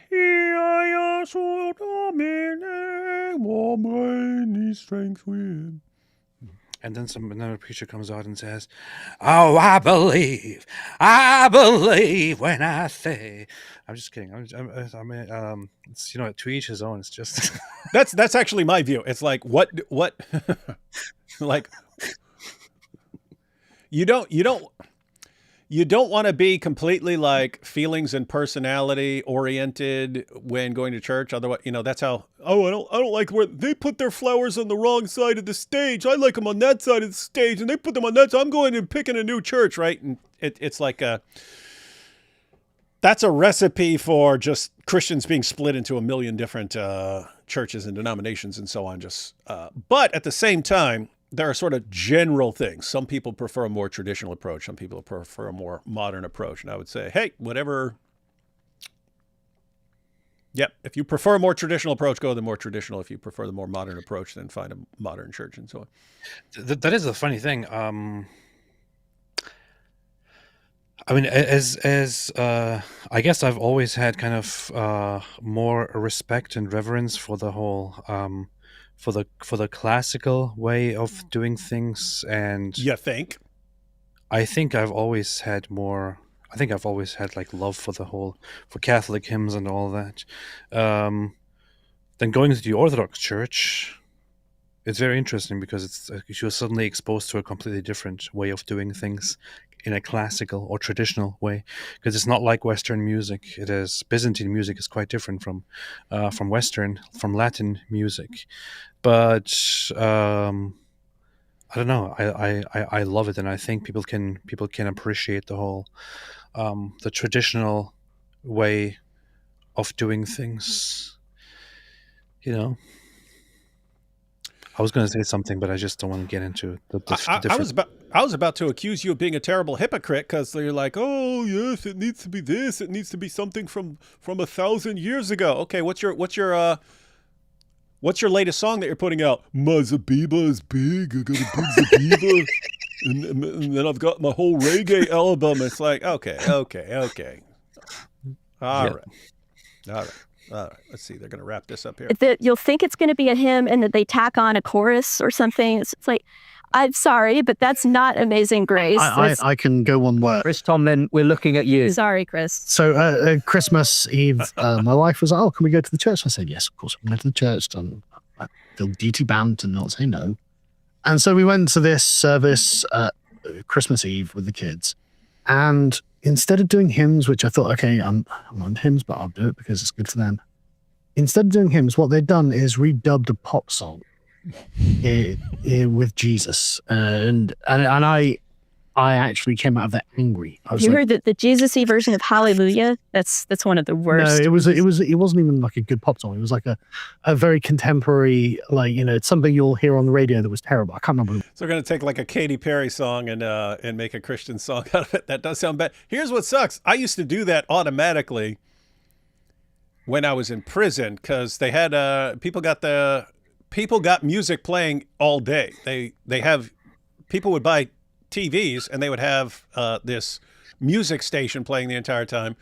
And so I would just remake the lyrics of whatever song. So when like DMX came out, y'all gonna make me lose my mind up in here, I'd be going around. Y'all gonna make me go to church up in here, right? So I'd just redo it like that. So I kind of get it, but yeah, in church that would be kind of weird. In other words, it could be kind of weird up in church. Me going, y'all gonna make me go to church up in here. Y'all gonna make me praise the Lord up in here. Y'all gonna make me preach the word up in. It'd be kind of weird. Well, the thing is, I'm not sure if it actually works, but I guess many churches, many contemporary modern churches, that don't really have tradition. I guess the mindset is generally, people like the popular stuff, this pop culture, this pop music, in order to appeal to more people, in order to appeal to young people. Yeah. We should take this popular thing and should turn it Christian. But the thing is, I'm not sure if it actually works, because I'm pretty sure, my imagination is that people just start cringing at it and turning away from it. So I'm not sure if it actually works, but I'm just speaking anecdotally and from my own perspective. That would kind of be a milder form of like that church advertisement you were showing me. Remember that Maria? You saw that? Remember that church advertisement you were showing me? I don't remember. What are you talking No, it was where they're doing all the LGBTQ stuff and Oh, God. yeah. So that's what I'm saying. It's like, it's a milder form of that. We're just going to take music of pop songs and rework them into Christian songs. It's like, okay, that's a milder form of, we're going to take the entire morality of the world and like bring it in order to win more people over, in order to get more people in our church.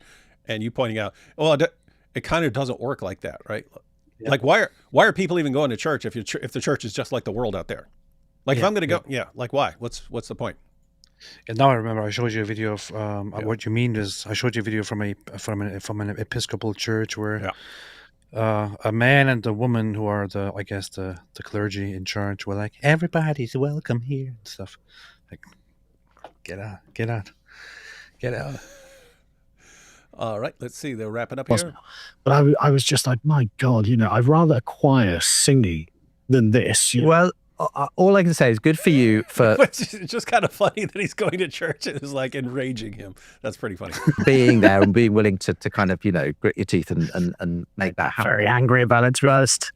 You'll probably find there's another church down the road where that might suit your aesthetic tendencies. This is my wife's sort of ancestral church, where like she was baptized, her parents were baptized. And so, I can't. We make sacrifices, don't we? So, I have to say, he sounded like a really good dad, a really good husband, and a really good citizen in all of this. That's high quality there.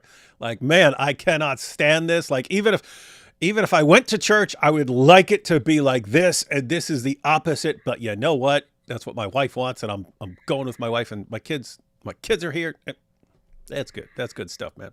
So I'd be fascinated to pick it up again, maybe in a year or two, just to see what all this church going how it's turned out for you. But to be honest, I might raise it. It'd be funny if he comes back. He's like, I want to destroy all Christians because of this church. If he's like way more enraged about it with them, I might say it's a female vicar or whatever the person in charge is. I might say, look, is there any chance you can just be a bit more old-fashioned? But I think actually that might get people on. Yeah, there's going to be another contingent in the church saying, can we be a bit more modern? It's any church leader finds themselves in a bind. I'm not sure, because I look at the people around, they don't look very impressive either. So I'm wondering if I can So you can be part of the the young fogey brigade bringing back the old. Well, I'm on a bit of fire and brimstone. Like I was expecting lectures. Right? I was expecting a lecture from the Bible, a moral lecture from the Bible. Nothing of the sort. I was like, come on, you know. Well, duly noted, and thank you so much for the fun conversation. Thanks for being so candid as well about the journey you've been on, Carl. It was really fun. I hope it's helpful. Something. Yeah. Thank you, Bethel, for being awesome stuff. Good conversation, man.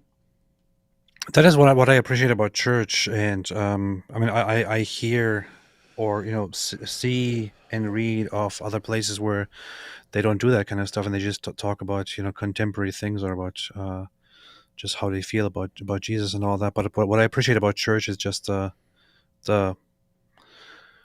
taking out the bringing in the scripture and then talking about it every single time. It's especially nice that I have been reading so much from the New Testament before I went to church, and then suddenly after all of these years going to church and then hearing passages in the church, and then the priest speaking about those passages, it makes me feel like, hey, I know this, I know about this, and I love it. It's good. I don't want to hear more about the world. I want to hear more about the Bible. That's good. Everyone hear this? It's all about what I want. That's all that matters. Yeah. Wow. Take these last few super chats. Muhammad meets Muhammad in the boom boom room. Why would Muhammad meet Muhammad? By the way, we've already kind of done that. We did Muhammad meets media Muhammad. We had the real Muhammad meeting how he's portrayed in the media's version of Muhammad. That was classic. Can someone make a parody, please? Narrated Ibn Kachow from Sahih McQueen. Muhammad's like a highway. How's it gonna ride him all night long? We'd have to work on the meter a little bit, but yeah, that's a good idea. After this live stream, go watch Professor Rob Kuhn's Tolkien, Barfield, and Neoplatonism, How Metaphysics Molded Middle Earth.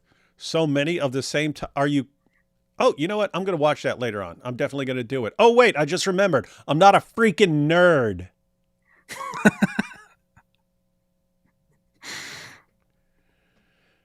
Next super chat.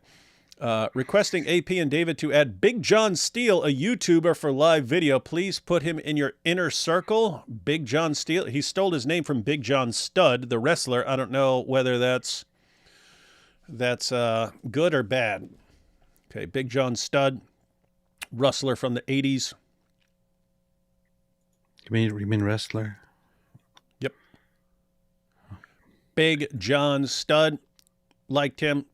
Andre the Giant hated him because Andre the Giant would step over the top rope when he entered the ring, and he wanted to be the only guy who entered the ring by stepping over the top rope, but Big John Studd insisted on doing it as well, and Andre hated him for it, and would always actually beat the crap out of him, while they're wrestling. He would end up actually beating the crap out of him. So AP, check out Big John Steele. We will see. I like hymns in church, but Forrest Frank slaps in the car. I guess that's a distinction between AP's Zabiba, I got a big Zabiba. That slaps in the car, but you wouldn't want to sing it in church. Well, unless you had a song about, unless you had a church service that was talking about, you could have a church service that was going through the Sermon on the Mount and not being hypocrites and not wanting to be known for stuff, and then play that song as a mockery of Islam. One thing that was special about hymns was the doctrines that were taught through the lyrics. That is a difference, right? You were teaching profound theology. Mm-hmm. In other words, the songs were simultaneously, praising God and so on, but also it was a way to get theology into people's brains. It was a way to ingrain the theology in your brains. And most modern worship songs and so on, they've got the praise part down. You're praising God the entire time, but they've lost the idea of getting theology into people's heads. What are you laughing at? What? Stupid comment. It doesn't even make sense. But people were talking about how this music slaps and that music slaps, and then Daniel Grin said, "In Islam, music slaps you." Like, Oh, that's what he said. that was stupid. I thought it was going to be an Al Zoot joke, but fortunately it wasn't. No. It slaps. This music slaps, but not in the way Al Zoot. Slap Muhammad. I'm late, but as a Jamaican and therefore a reggae expert, I rate AP's song a 55 out of 9. Nice. But what in the world does 55 out of 9 I don't know. represent? I don't Maybe get that's the a ref. Jamaican. Maybe that's a Jamaican Explain thing. it to us. Jamaican me wonder what a 55 out of 9 is. You're wrong on this, D-Wood. It's hard to say we have a truth that goes back 2,000 years with music that changes every 15 minutes. As usual, new believer is writer. Well, See? think if you're going into a church now, and they've got their songs that are all modern, what do you? That's not gonna make you go, oh, what about that hymn from 2,000 years ago? By the way, what hymns do you have from 2,000 years ago? AP needs to watch the movie Jesus Revolution. I saw that. I watched that in the theater. That was a pretty good movie. Bethel McGrew's dad was one of my professors at Western Michigan University. He is a Cartesian dualist. His arch enemy was Big Al Planica. Yeah. Tim McGrew destroyed me in chess once when I played him. I actually, AP, you're not familiar with this, but there's what's the park? There's a park in, what park is that? I've been out of New York for a while, but in New York, I went to the park where there's all these, there's chess hustlers down there. There's all these dudes. They're actual chess hustlers. You go and sit down and you have to put up $5 or $10 and they'll play you with chess. And these dudes just destroy you. They destroy everything around there in chess, and they take everyone's money. But I was just doing it for fun. I knew the guy would school me because I hadn't played chess, and I hadn't played chess like since I was in prison and stuff. And I know this guy. That's all these guys do is play chess all day. So I knew they get destroyed, but I thought it'd be fun. So anyway, I did that, and then I was like, Tim, you have to come and avenge me. But Bethel could have done it. She could have come and wrecked those dudes. It's kind of I've seen videos where people where someone will go sit down, but it's actually like a chess prodigy and so on. So they'll go on and win. And the other thing is someone will go to play one of these guys, but they got an earpiece in, and it's actually like Magnus Carlsen and stuff, the world champion and stuff back then. Anyway, these are fun times. These are all fun times, man. Dang. I'm just looking up. I wasn't really truly aware of this. Hang on one second. That is correct. Washington Square Park. Chameleon knows it. Yeah, Washington Square Park. That's where they've got all these chess hustlers. What are you saying? I'm just looking up how old the hymns are that we sing in the Orthodox Church, and I wasn't even aware of this. So the Trisagion hymn Don't make up words. 1,500 years old, still being sung today. The cherubic hymn, 1,400 years old. Anaphora of Saint John Chrysostom, 1,600 years. So the general hymns that are sung in the Orthodox Church today, still, that you also heard, are generally 1,400 to 1,500 years old, or even older. Well, that's what they say, but that's what they say. But how do they know? That's pretty based. Oh, I'm singing a hymn. It was composed by Moses, and you'll be like, "Oh, really? By Moses? Oh, I love it. It was so based." Oh boy. All right, final one here. I watched Sargon back in the New Atheist days and had some of the same opinions as him as I struggled with the aftermath of my service in Afghanistan. I am now a confirmed Catholic and starting my family as well. Nice. I am hearing that a lot, pretty much every day from different people. And so 2025, ladies and gentlemen, 2025, awesome year for revival everywhere. And I look at it as God saying, all right, you guys see where all your little theories led? Giving you another chance right now. Got another chance. And here we have hope. The lives never get old for you too. Such a blessing. Yeah, thank you. Nice. Thank you. All right, everyone. If you came in late, I've got a link to AP's new music video about the Islamic dilemma. Be sure to share that everywhere. The discussion with Carl Benjamin and Bethel McGrew, the link to that is in the description in case you want to check that out more or share that. I will be, Lord willing, live with Robert Spencer tomorrow for This Week in Jihad, because the jihad never lets up. Anything else, AP? Yeah. So although the Orthodox Church has preserved the tradition of singing all these old songs, We're still on this? I will soon replace it all with my new songs, such as about the Zabiba. Islamic Dilemma song and the Zabiba song. So I'm telling you, I want an Islamic Dilemma song, but hip hop, man, hip hop. Just get the lyrics. I'll beatbox and do it myself. I will beatbox myself and do the rap lyrics myself. It gonna be done. Yeah, you got to make it like an old school style that you can beatbox to. We'll do. It'll be dope and based. All right, everyone. We will catch you next time. Not sure when we're going to be live again. Probably Thursday or Friday or both. We'll see what happens. Always cool stuff coming out. Always cool stuff coming out. Stuff happening every day. Awesome, awesome year. Look around and see all the stuff to make you depressed and then realize, wait a minute, there's awesome, awesome signs that cool times are a-coming. We have I love you both. And chat, God bless. Thank you. And John, is this Big John Steele? No, it's just John. Regular John, not Big John Steele. At my church, RPCNA, we sing only psalms a cappella. In Latin. No. In Latin. That's why the Bible says, only sing your psalms in Latin, or you will be condemned to die the death. Nice. No, some of those actually sound cool. Anyway, all right, guys, we will catch you all next time. Gonna have cool stuff. Also, by the way, something about the hymns. Just kidding. All right. Thanks everybody for watching, and check out the song.